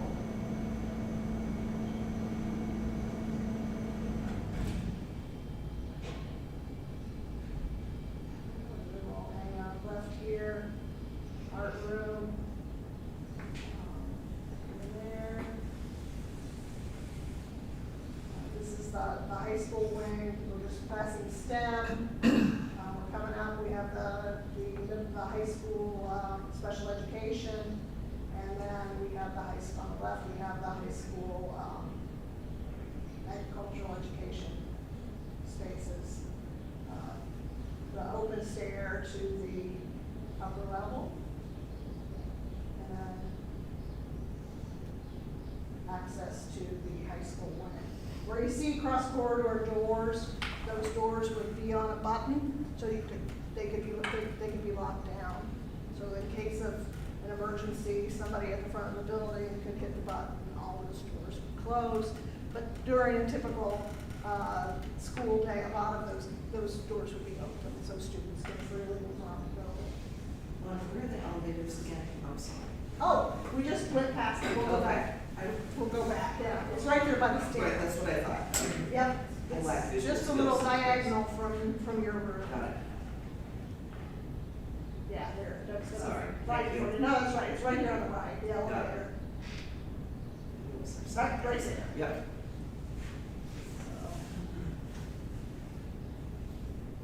Are we going up, Doug? Okay. I think he likes to do that. Oh, gosh. So we're only going now. And we did that. So, but we'll go into the two level high school wing. You'll see that there's windows that overlook the corridors and extended learning areas in most of the classrooms. On the lower level here is social studies and English, and I'm not sure what else, Patrick. Social studies, English, one of our foreign language teachers, and then 2 special education teachers. Okay. And so then here we have the extended learning area where people can pull out, and you see the glass wall that's at the end of the wing, so it'd be a lot of natural light in the space. This may sound like a weird question, but, and maybe the high school people can speak to this, but do our high school students use lockers at all anymore? And is that something we need to, because I can imagine they're cheap, right? Is it something that we need to provide one locker per student, or is it something that we could potentially look at offering a smaller space of lockers just for students who? The consensus was we still wanted to be able to offer it. Okay. We do have some students that use it pretty frequently. Okay. But then also like jackets and things like that. Sure. Just a place for them to put a jacket, or, you know, kids are bringing their sports equipment in for after school and things like that. Okay. But they're, correct me if I'm wrong, Vonda, they're just the small ones that are stacked on top of each They're other. double tiers, so they're on top of each other, and they're 12 by 12 by 12 by, or 12 by 15 by 30. Okay. So Spencer, when there's COVID came- 36 at the high school, 30 in the high school. We started letting the kids carry their book bags, which we hadn't done previously. Okay. To try and eliminate like the congregating at the locker. Sure. And then it's gone, I mean, it's for Patrick, because he's really dealing with it, but it's gone pretty well. But a lot of it's been like that kind of stuff, more transient, but you know, then if you say like you offer it to these guys, but then now I don't have enough for you, it's Right. like. I always envision like, you know, Kings Island, you get the locker right there if you want it, but. Yeah, this is, you can see they're stacked, here, and they're big enough for a coat and a book bag. I mean, it's a really good question, and I understand if you have one project that we're doing right now that doesn't have lockers. Oh, but interesting. Generally, we're still seeing people Yeah, they're so have easy. lockers. They're not as big, they're not the skinny kind like we have here, that are unusable, but they're not as big as the full 12 by 12 by 72s that sometimes we saw in the past. And are those metal construction or are they kind Yes, of a? yeah, Okay. yeah, they're metal construction. But it's a really good question because they are very expensive, and that's one of the things on current projects that we're having trouble getting, are lockers, so. I didn't know if there were security concerns in this day and age and things like that, or if they were still a thing that we use. So we're looking towards the north, out towards the fields that are out here. This view.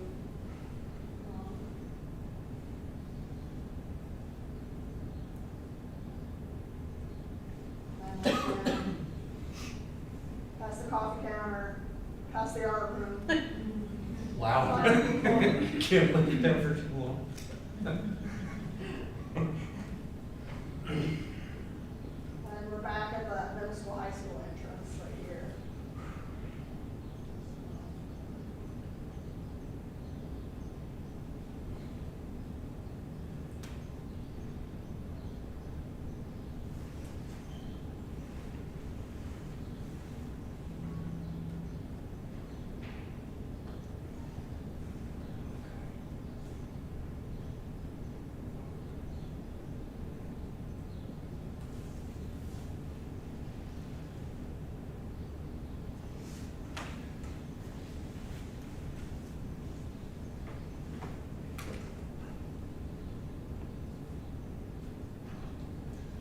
So from the standpoint of Fannie Howie,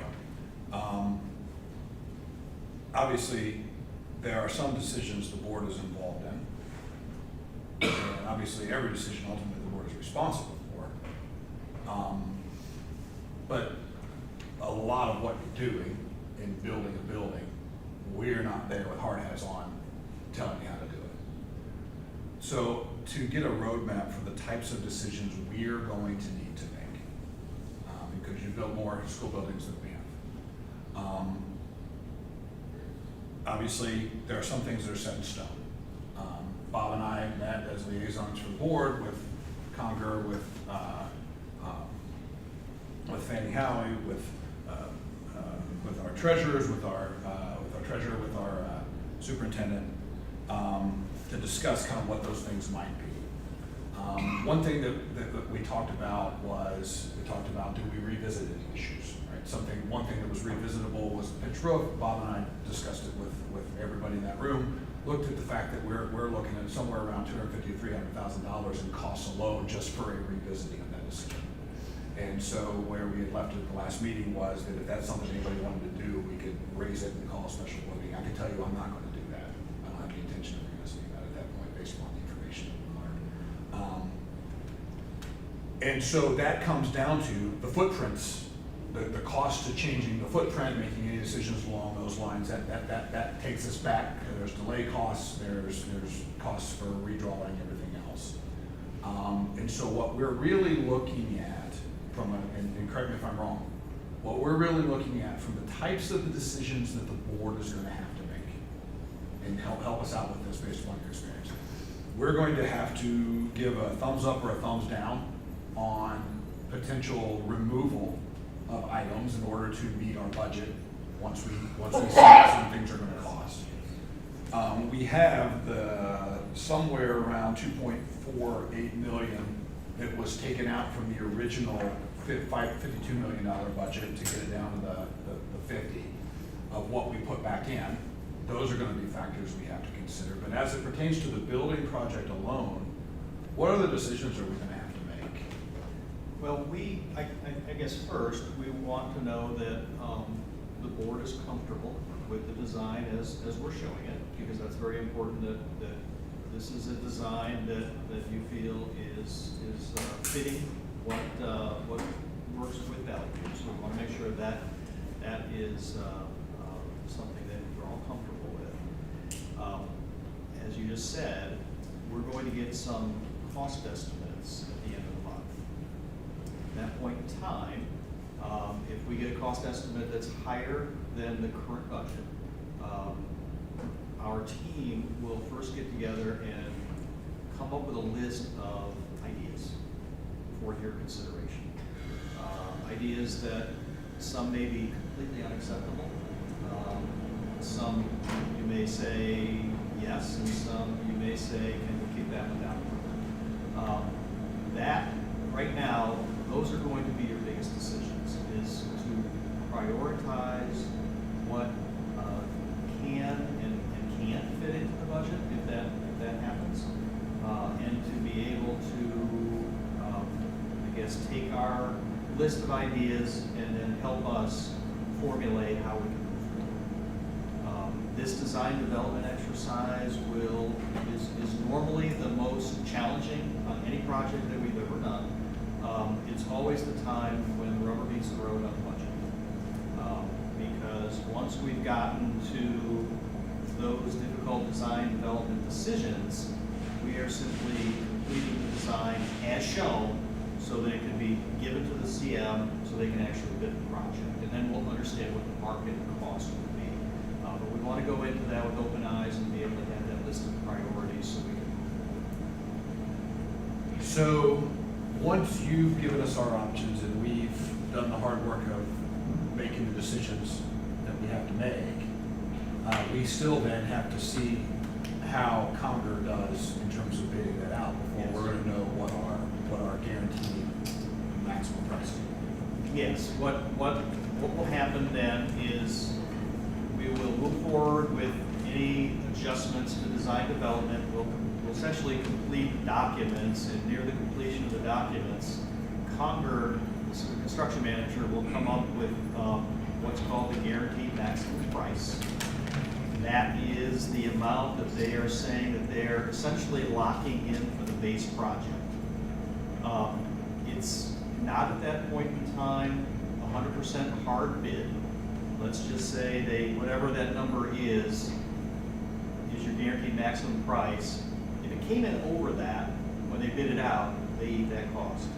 If it comes in less than that, then we can come back to the board and say, there are some savings, and you may be able to purchase some of your highest priority alternates at the very beginning of that process and incorporate those into the project. So that's essentially what happens between now and when you actually lock in the price. Okay, so we're in a position to remove as we need to and as we can certain components as the estimates come in. Yeah. I mean, in your experience, and again, obviously can't hold you into anything. I mean, do you think that with this 50,143,000 and some odd number, that we can have a pretty good shot at putting together a building that this community will be happy with? Yeah, I think there is, but I think that there's going to be some things we come back to that may have some significant cost effect for consideration. So it might be a good idea to consider not spending a lot of other money that's discretionary. I would strongly recommend that at this point in time, that you want to kind of keep all contingencies you have available until you know that you have a locked-in number. If we can identify things that the decision can be made, can be pushed back and made at a later date along with Connor. It's not unusual to go into a project, even a project that comes in on budget to start with, you know, at estimate time, and say, well, we still have these things that we really would like to do. And as the project proceeds, use some of the contingency as you get to certain points in the project where you no longer need to keep the entire contingency, say at 25, 50, 75% construction. Potentially you start to free up some dollars. Yeah, at some point you have certainty and. Yeah, when you have certainty. We're out of the ground, we know we're not gonna have any bad soils. You know, that's one point. We have the foundations in. You know, we're not going to have an issue there. So there's opportunities later to purchase some things if everything goes well. But now, as Steve says, is the time to hold that close. So we have these competing interests, right? So we're at a time with insane market fluctuation and, you know, high inflation. And so on the one hand, one interest is act quickly, lock in your price. Yes. The other interest is that we have to give strong consideration to all these is, well, don't lock in too many prices too quick because you don't know what things you're going to have to take out later. So you can't give your yes when it really has to be a maybe. And so we got some things that we have to be. So everybody knows, and I think it's important that the community understand this, that you know, Fanning Howie was selected because they're good at what they do, and they're good at putting people through this process. And the process for selecting Fanning Howie involved contributions from the district in terms of their thought process. I think we had a couple of our board members were on that and worked with the superintendent. At the same time, the state was involved. And there was a process of going through and narrowing down the list and ranking the people. And so we do have very high confidence in you. And we see this as a partnership. And I think we have to see it as a partnership. And so if we ask you a lot of questions, please don't think it's because we doubt you. We just have to get this right. Yes, sir. Is there going to be checkpoints of when we can say, once we get all of this started, all right, like when we have groundbreaking, when is that going to be? And then when can we expect out of the ground? And when can we expect walls? And are we going to have the ability to be able to say, okay, we can hold the contractor, Conger, you know, responsible for, you know, we broke ground, let's call it groundbreaking in, you know, June, July.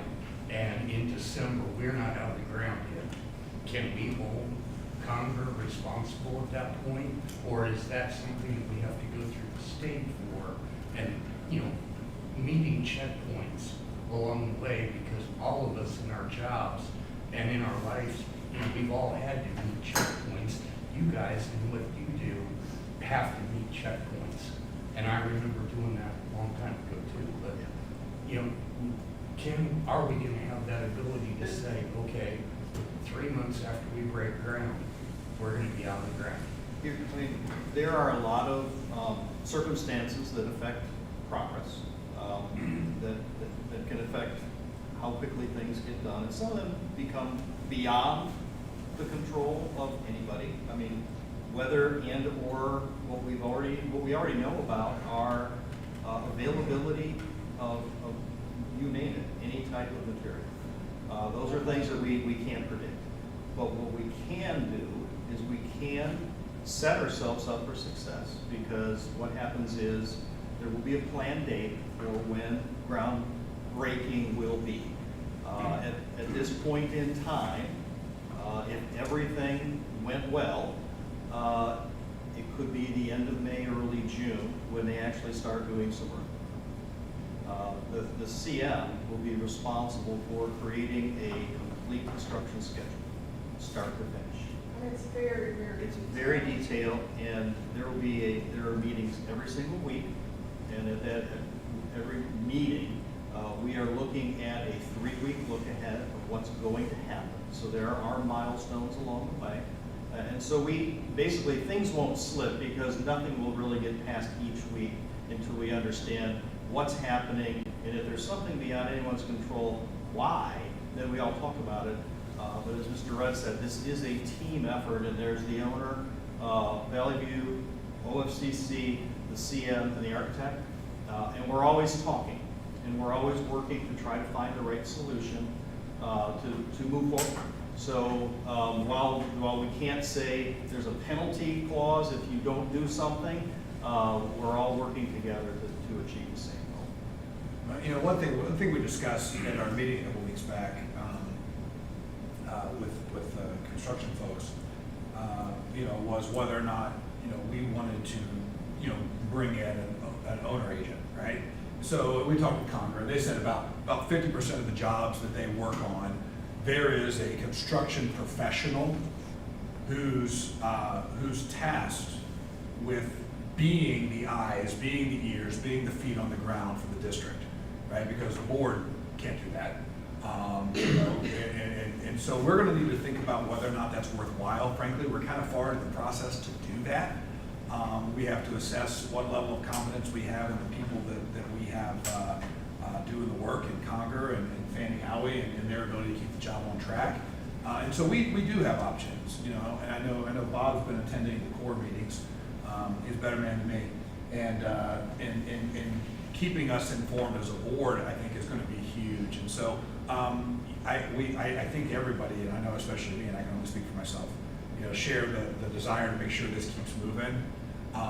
It's not an adversarial stance though, right? And so it's not I'm looking over your shoulder because what am I going to tell these guys?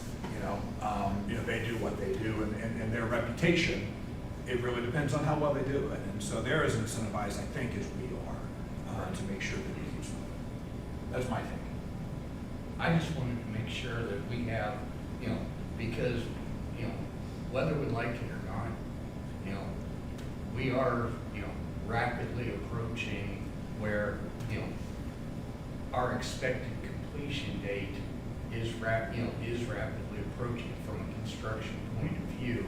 And if we have to push that back, then that's going to be a whole bunch of pushback from the people on this side of the dais or whatever y'all are, you know, the tables there, you know, and that's what the issue that, you know, we just don't want to push this out, you know, and that's why I was asking about, are there milestones that we can say, look, this is when this is going to happen, this is when this is going to happen, this is what you should expect to see at this point along the path. That was, and can we go back to Conger and say, hey, can you tell us why? You know, if nothing else. And yeah, material, you know, issues and availability issues, I get it, you know, but it's more a matter of if that's the issue, that's the issue. But at least let us know that that's the issue. And then you just don't have a whole bunch of guys that decided not to show up for work for 5 weeks or whatever, you know, and that's just an excuse. Because I've seen that in construction sites too. So that was all I was wondering there, was if we have that ability. Yes, ma'am. Can I ask something about funds for the current high school? Has the board set aside an amount, like spelled out where, how all of the stuff that's been promised here is going to happen, and so those funds don't exist? No, someone correct me if I'm wrong, I don't want to be doing all the talking. But my understanding is that we're going to have to find those funds, and from at least from the end of last year, it was looking at borrowing against PI funds for that, future PI funds. And again, there's pros and cons from that. One of the pros is with the brand new building, hopefully our permanent improvements there shouldn't be as many of them needed, and so borrowing against them over time does have some benefits.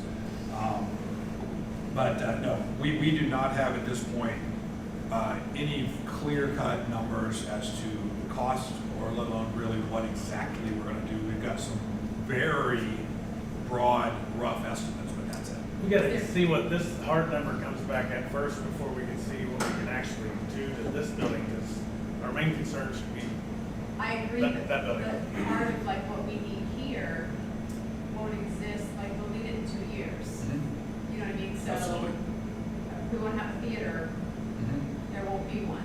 Right. If it's not here. Right. So we have to, make plans for that. But Yep. preschool can still be in the old bus garage where it is now, technically, I guess. I don't know how they, I don't know, but if it has to be there, I guess a little longer, but, it'd be great if it's here, so that they could have, not an old bus garage for a preschool. Yeah, I think from a planning standpoint, obviously those are two separate projects, but you're right, they do go hand in hand. And we're gonna have to get some firm numbers. We talked with, at our meeting with construction folks, we talked with Laura and Ben, and they're gonna work on getting us some concrete numbers on that, some concrete numbers on, what we're looking at in terms of financing bus purchases if we decide to go that direction. Because we got that hanging over there too. We've got a million things we have to decide, and there's a lot of moving parts, and they all impact each other because there's only a few pots of money to pull from. So there's a ton of work to be done there. We did at that same meeting request that when the board is notified of the things they want done at the high school, that we get a list of, these are the things we have to do or this program won't exist. And then these are the things we'd like to do. So there's a priority to it rather than just a big, long wish list, yes. Yes, sir. Yeah, I'm not asking you guys to have like exact figures on this, just round ballpark, but hopefully all the board has these figures. What is the total budget for the entire project? The total budget comes in at, and I'll ask you for help here because you probably have better idea than me. The total budget from the numbers that I have comes in at, give me 1 second. And when I talk project, I'm talking the new building project. I'm not talking about what we do over here. Well, I've got the cost estimate before they backed out the $2 million at around 57 million, so it probably brings it right to 55. 55 million? And what's the local share of that? Like, we passed something on the building levy, I think it was 27 million, does that sound right? I think 27 sounds right. 27, so 27 million is ours, and we're supposed to be a 60-40, right? Yep. But is the 27 got LFIs in it, Steve, or something that we need to back out to figure out what the 40%, 60% split is, or should I take this 27 million divided by 40% and that'll tell me what the total budget is? No, it's actually complicated because the 60-40 split is only on what's called the co-funded portion of the project. And so the math you have to do is to first get what was the co-funded portion of the project at 60-40, and then what are the LFIs on top of that, yes. And see, that's what I've always been asking this meeting, because we take the 27 and divide by 40, I think it's 64 million, but I don't think that's really what the budget is. If the budget's 55, that would tell me 55 times 40%, and then I would have to take that from the 27 to get to what our LFIs are. Does anybody in this room know what our LFIs are? Top of my head, no. Yeah, no. I had it.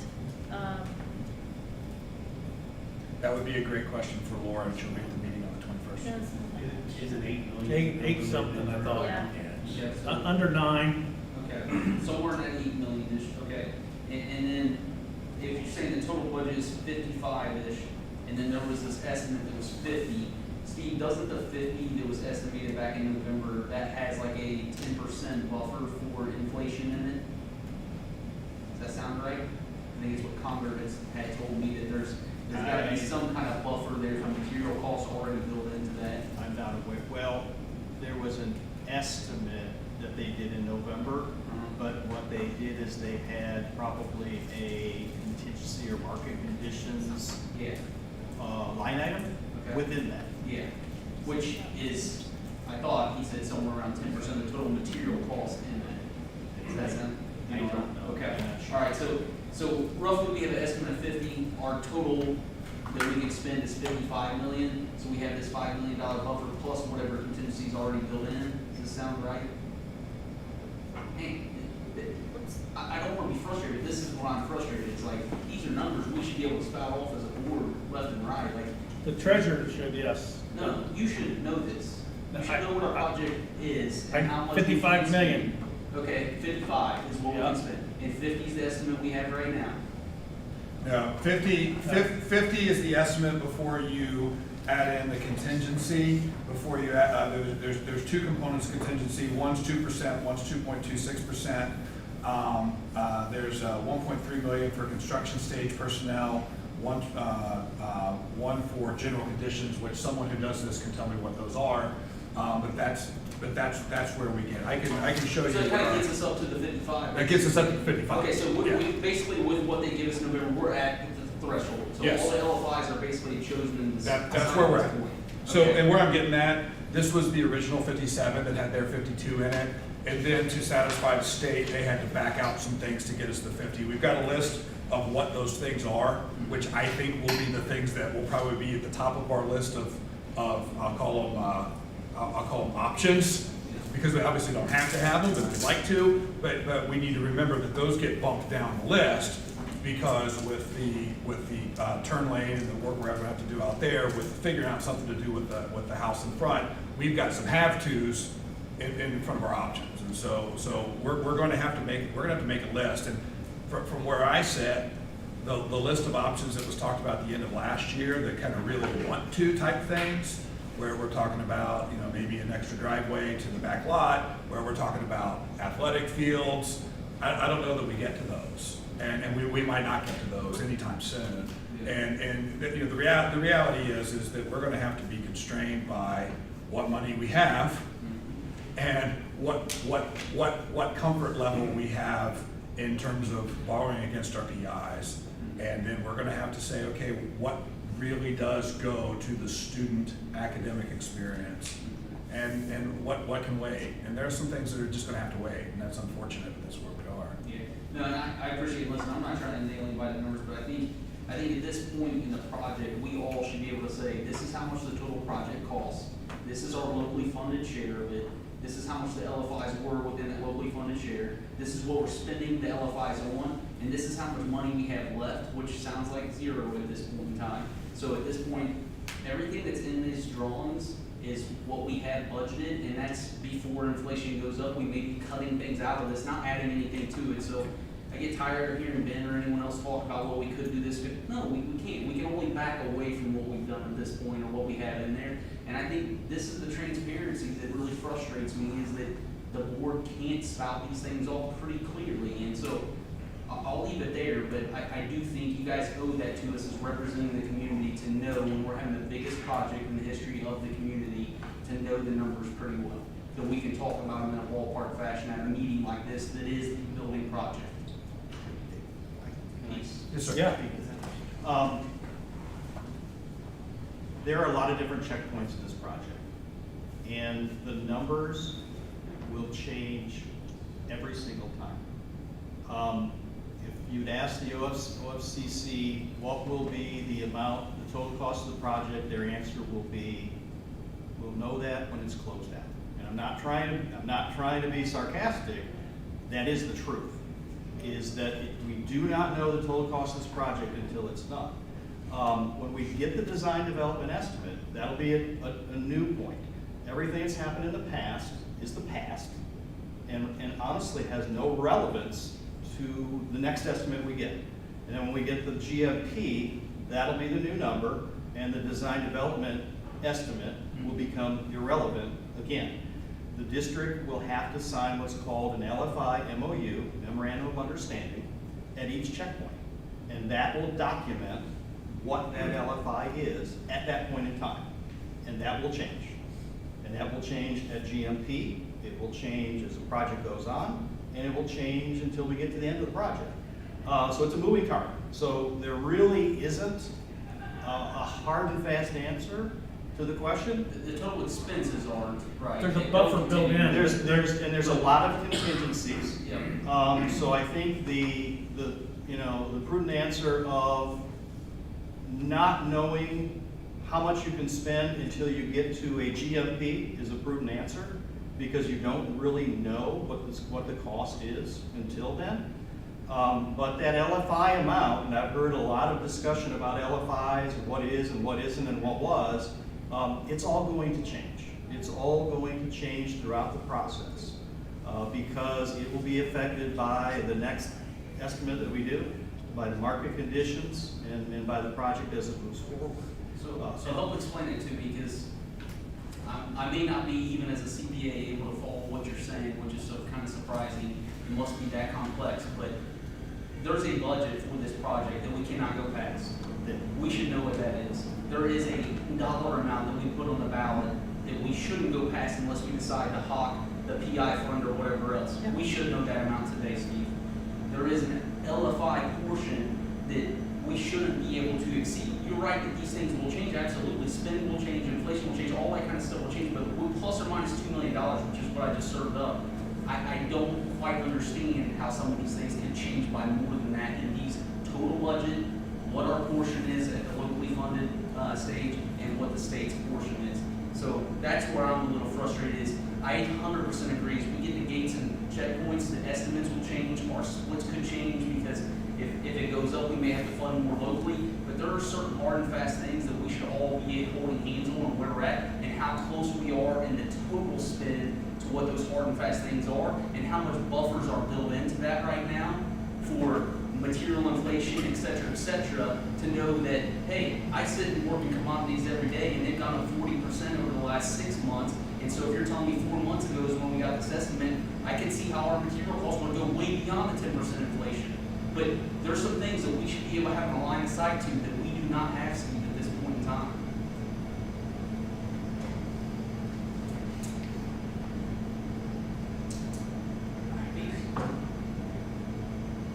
Give some examples Examples of things that you would like to see concrete that aren't.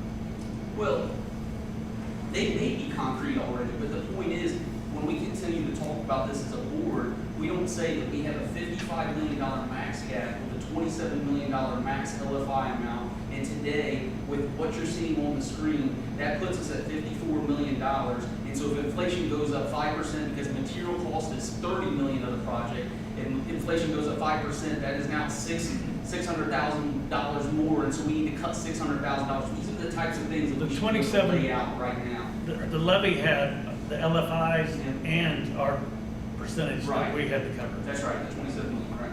Yeah, That's right. So what I'm asking is if the project's 55 million and our 60-40 deal is that we pay, let's call it 60 million. If ours is $24 million is our locally 40% split, and then we only got 3 million of LFIs.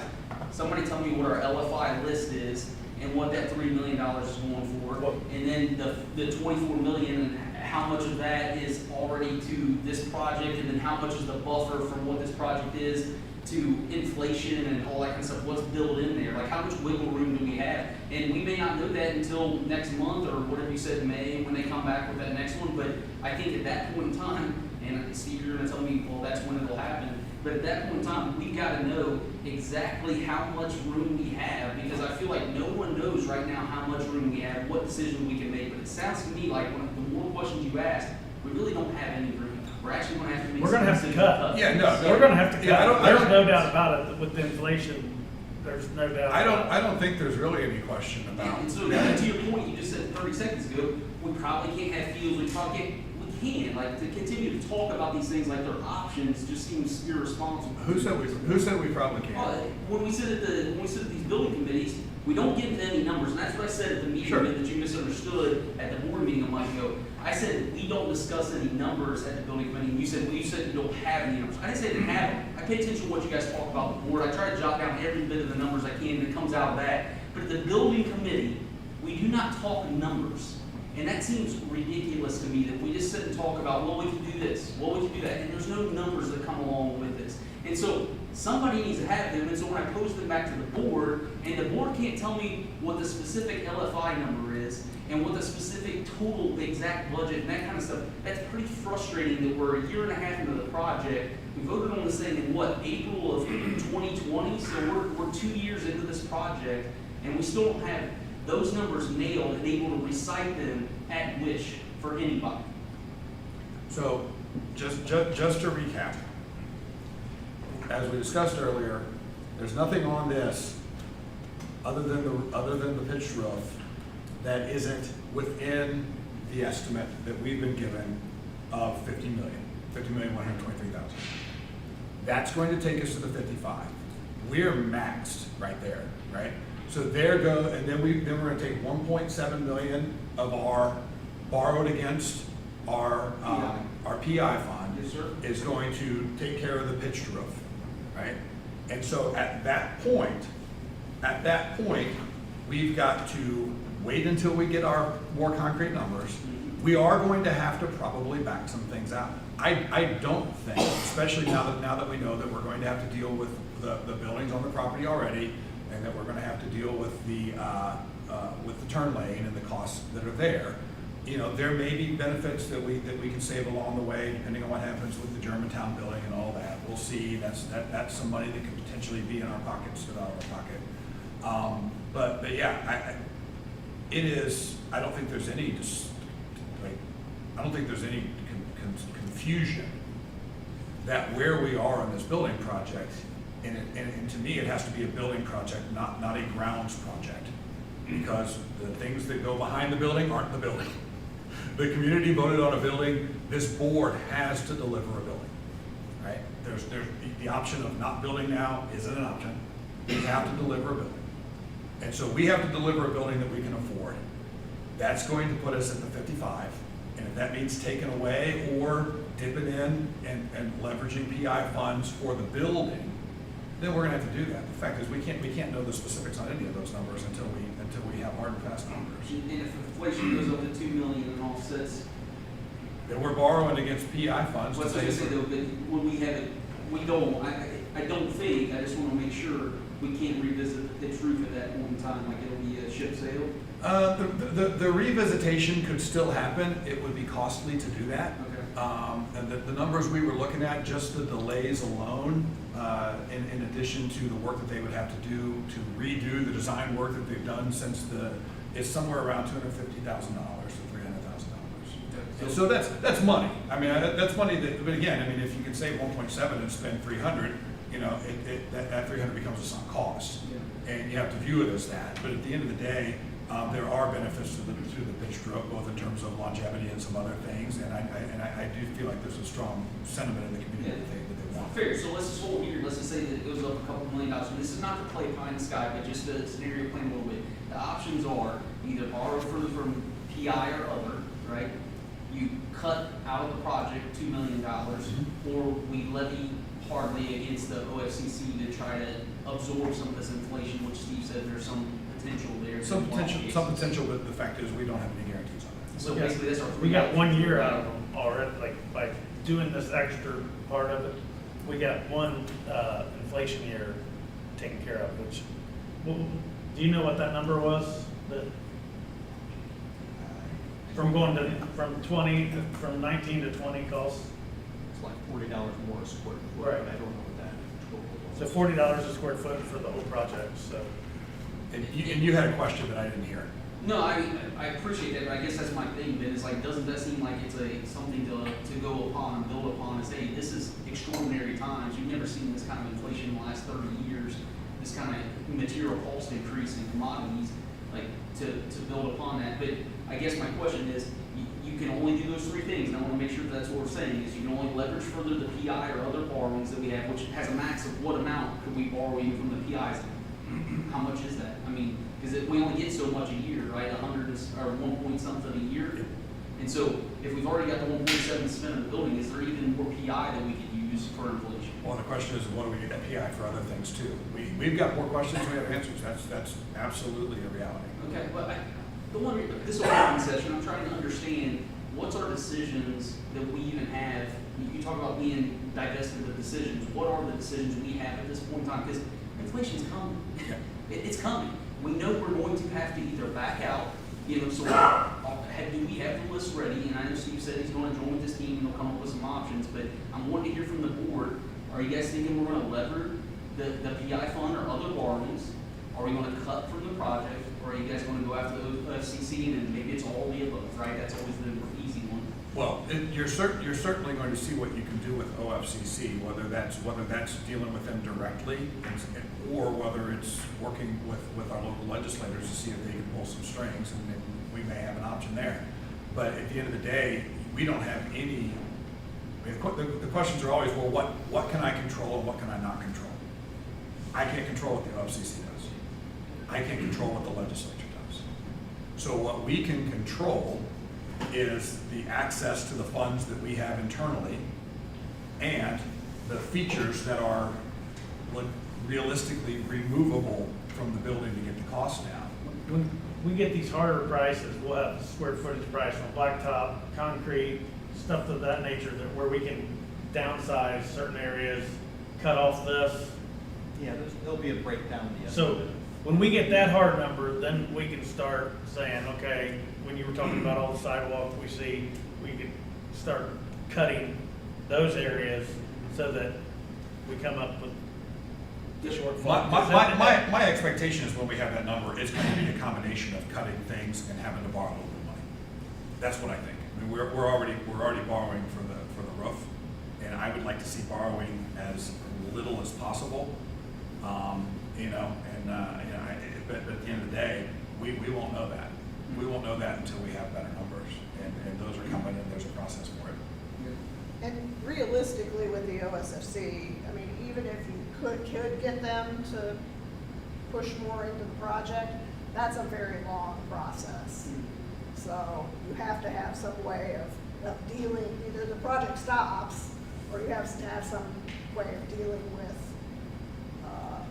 whatever additional costs there are. We get better luck of more projects falling short and the OFC's coming back 5 years later and cutting us a check because these school districts fell short on the project that before COVID, they passed this levy for X amount of dollars and they're getting 2/3 of what they told the people they were gonna try to get. Ultimately, we could next Monday, we could adopt a policy and say, right now, hard and fast, we will not go above $55 million. I just don't think there's any value in doing that. Well, I guess the question is, if you do go above, that's what, I don't want to hard press that, but if you decide to go above 55, how would we manage that? Like, that's what I want to know though, is like, the PI fund, like, I know it's only $1 million something a year, so we've already committed $1.7 million to the building, the district. How do you even borrow more in advance of that? Like, are you talking about actually going out and taking out a loan somewhere and then paying it back to PI funds? Like, I don't even understand how the mechanism of that would work. Yeah, so the mechanism, my understanding of the mechanism of how that would work is that we would borrow, we would take out a loan against that, and then we would be repaying that with future PI money. That's how they loan us the money. Okay. We got X amount of dollars coming in to repay that loan. Right, Just like, and the hope would be, and again, I don't like the word hope, but I guess the expectation, hope is a good word sometimes.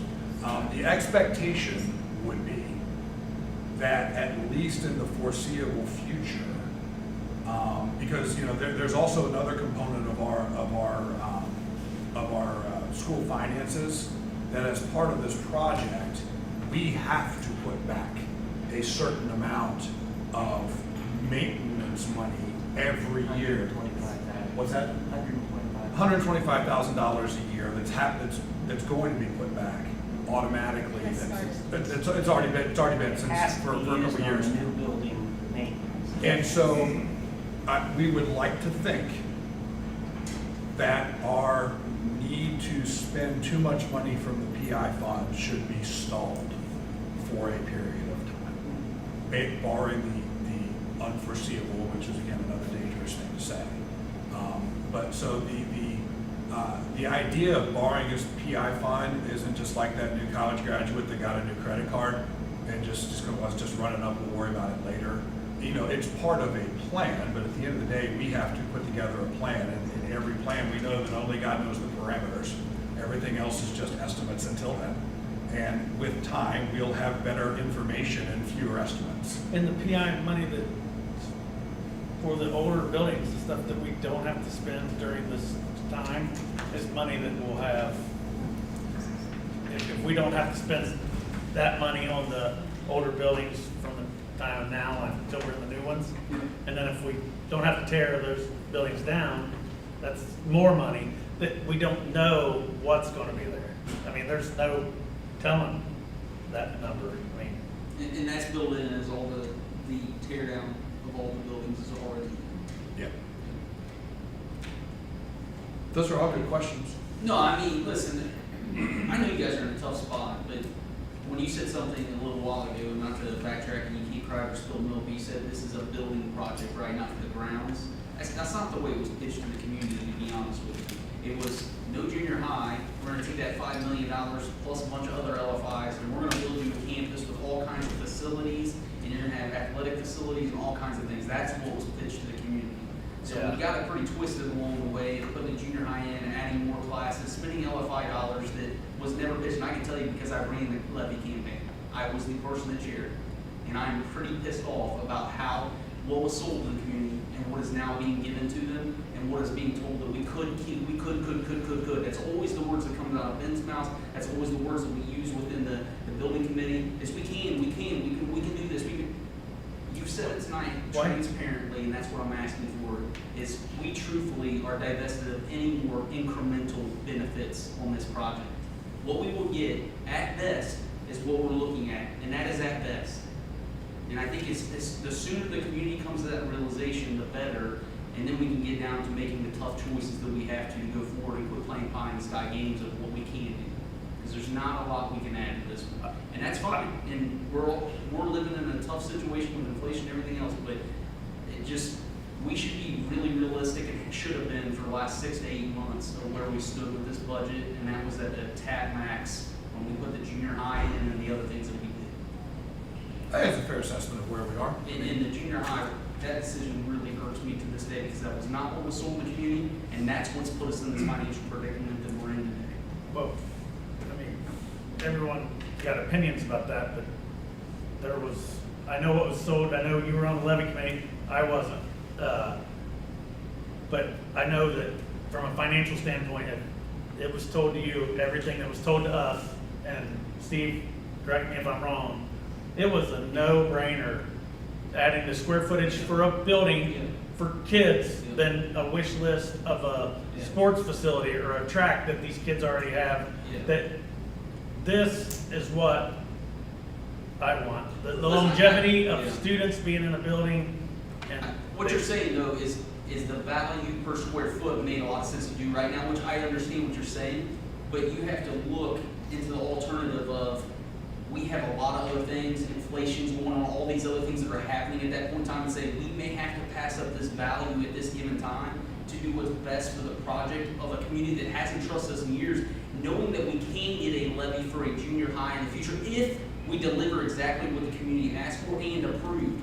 And that was the foresight that was missed, because now we're trying to deliver something that we're saying, oh, it's better than what you guys asked for, but we're gonna come up short in a lot of places we promised them. with the inflation. And we cannot go back for another levy on the buildings because we don't have a junior high. That was the whole thing that Ben sold to the community, is we can go back at the 60-40 split, and 10 years from now, if we want a junior high in the future, and we can get that levy money, and we can still use all these LFIs now to build out exactly what we need. We are divested of that opportunity now. And I understand it's not as cheap, I get that, but I'm just telling you, that's not what we told the community. There's also funding available for other things other than the building, like the facilities that are split, correct?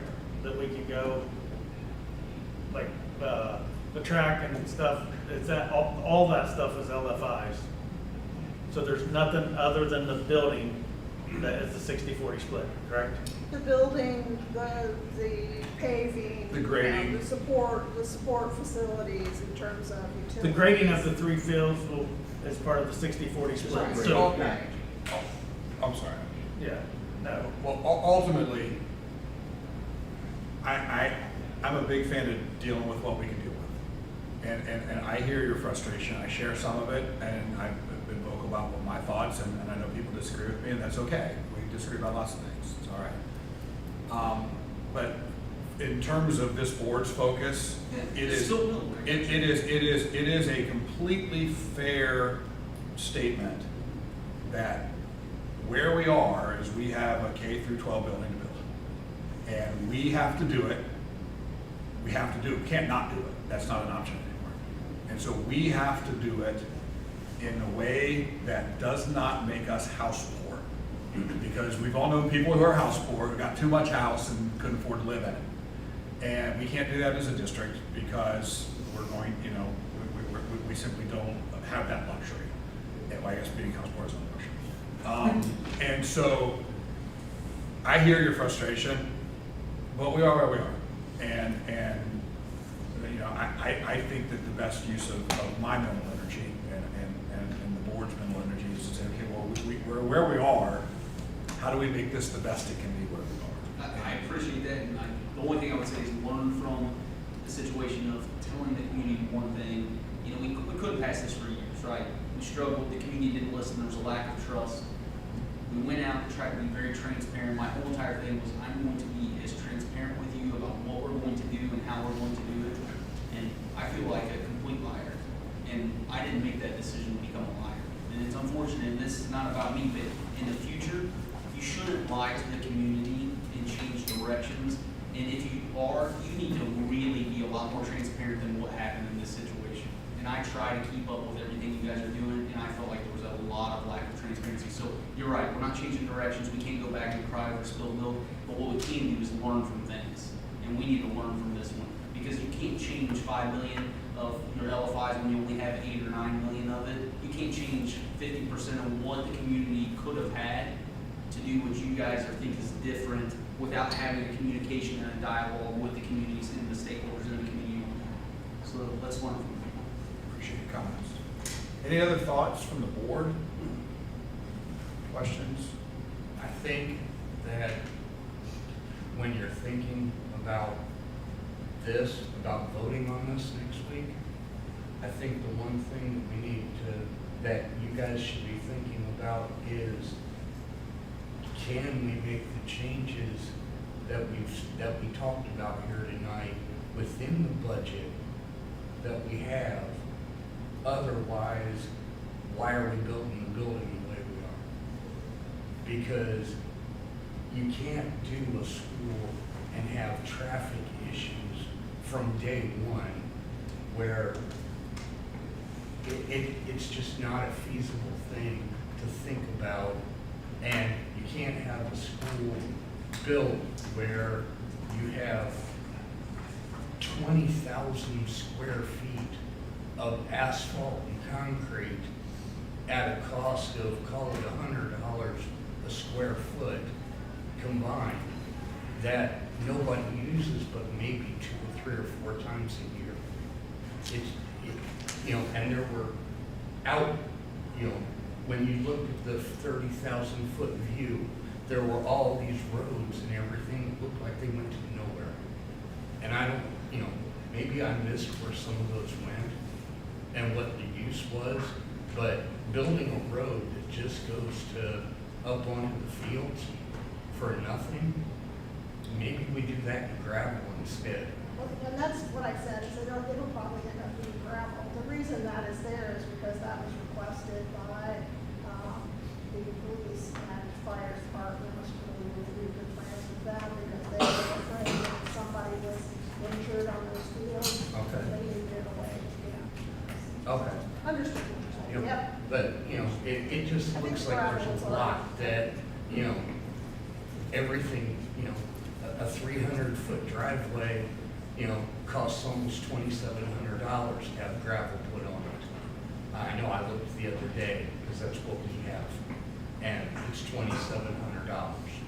So, you know, I look at it from that point of view of every 300 feet of gravel being $2,700.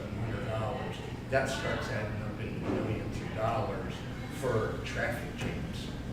You know, and with the student parking being out here, yes, we have the staggered release.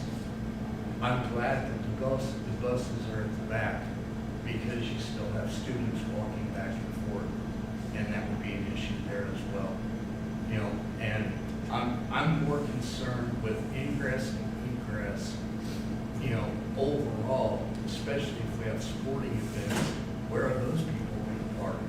Are they parking in our current parking lot here? And why?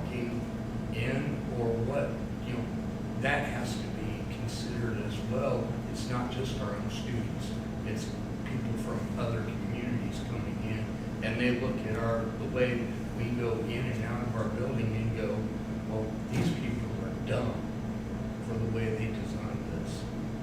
And it's nothing against Fanning Alley, we've been to enough buildings and places to say, this is the way that it probably ought to be, when we're building a new building. I think we've all been to enough, fields and other, schools and stuff like that we can say that this maybe needs to be looked at and addressed in some way before we make a final vote on it. That's all. Any other thoughts from the board? Anybody else? All right, well, it's 8:19. Let's go ahead and make a motion to adjourn, or someone like to make that motion. So moved. Do you have a second? Call the roll. Mr. DeGroat? Yes. Mrs. Sizer? Yes. Mr. Rudd? Yes. Mr. Skidmore? Yes. Mrs. Smith? Yes.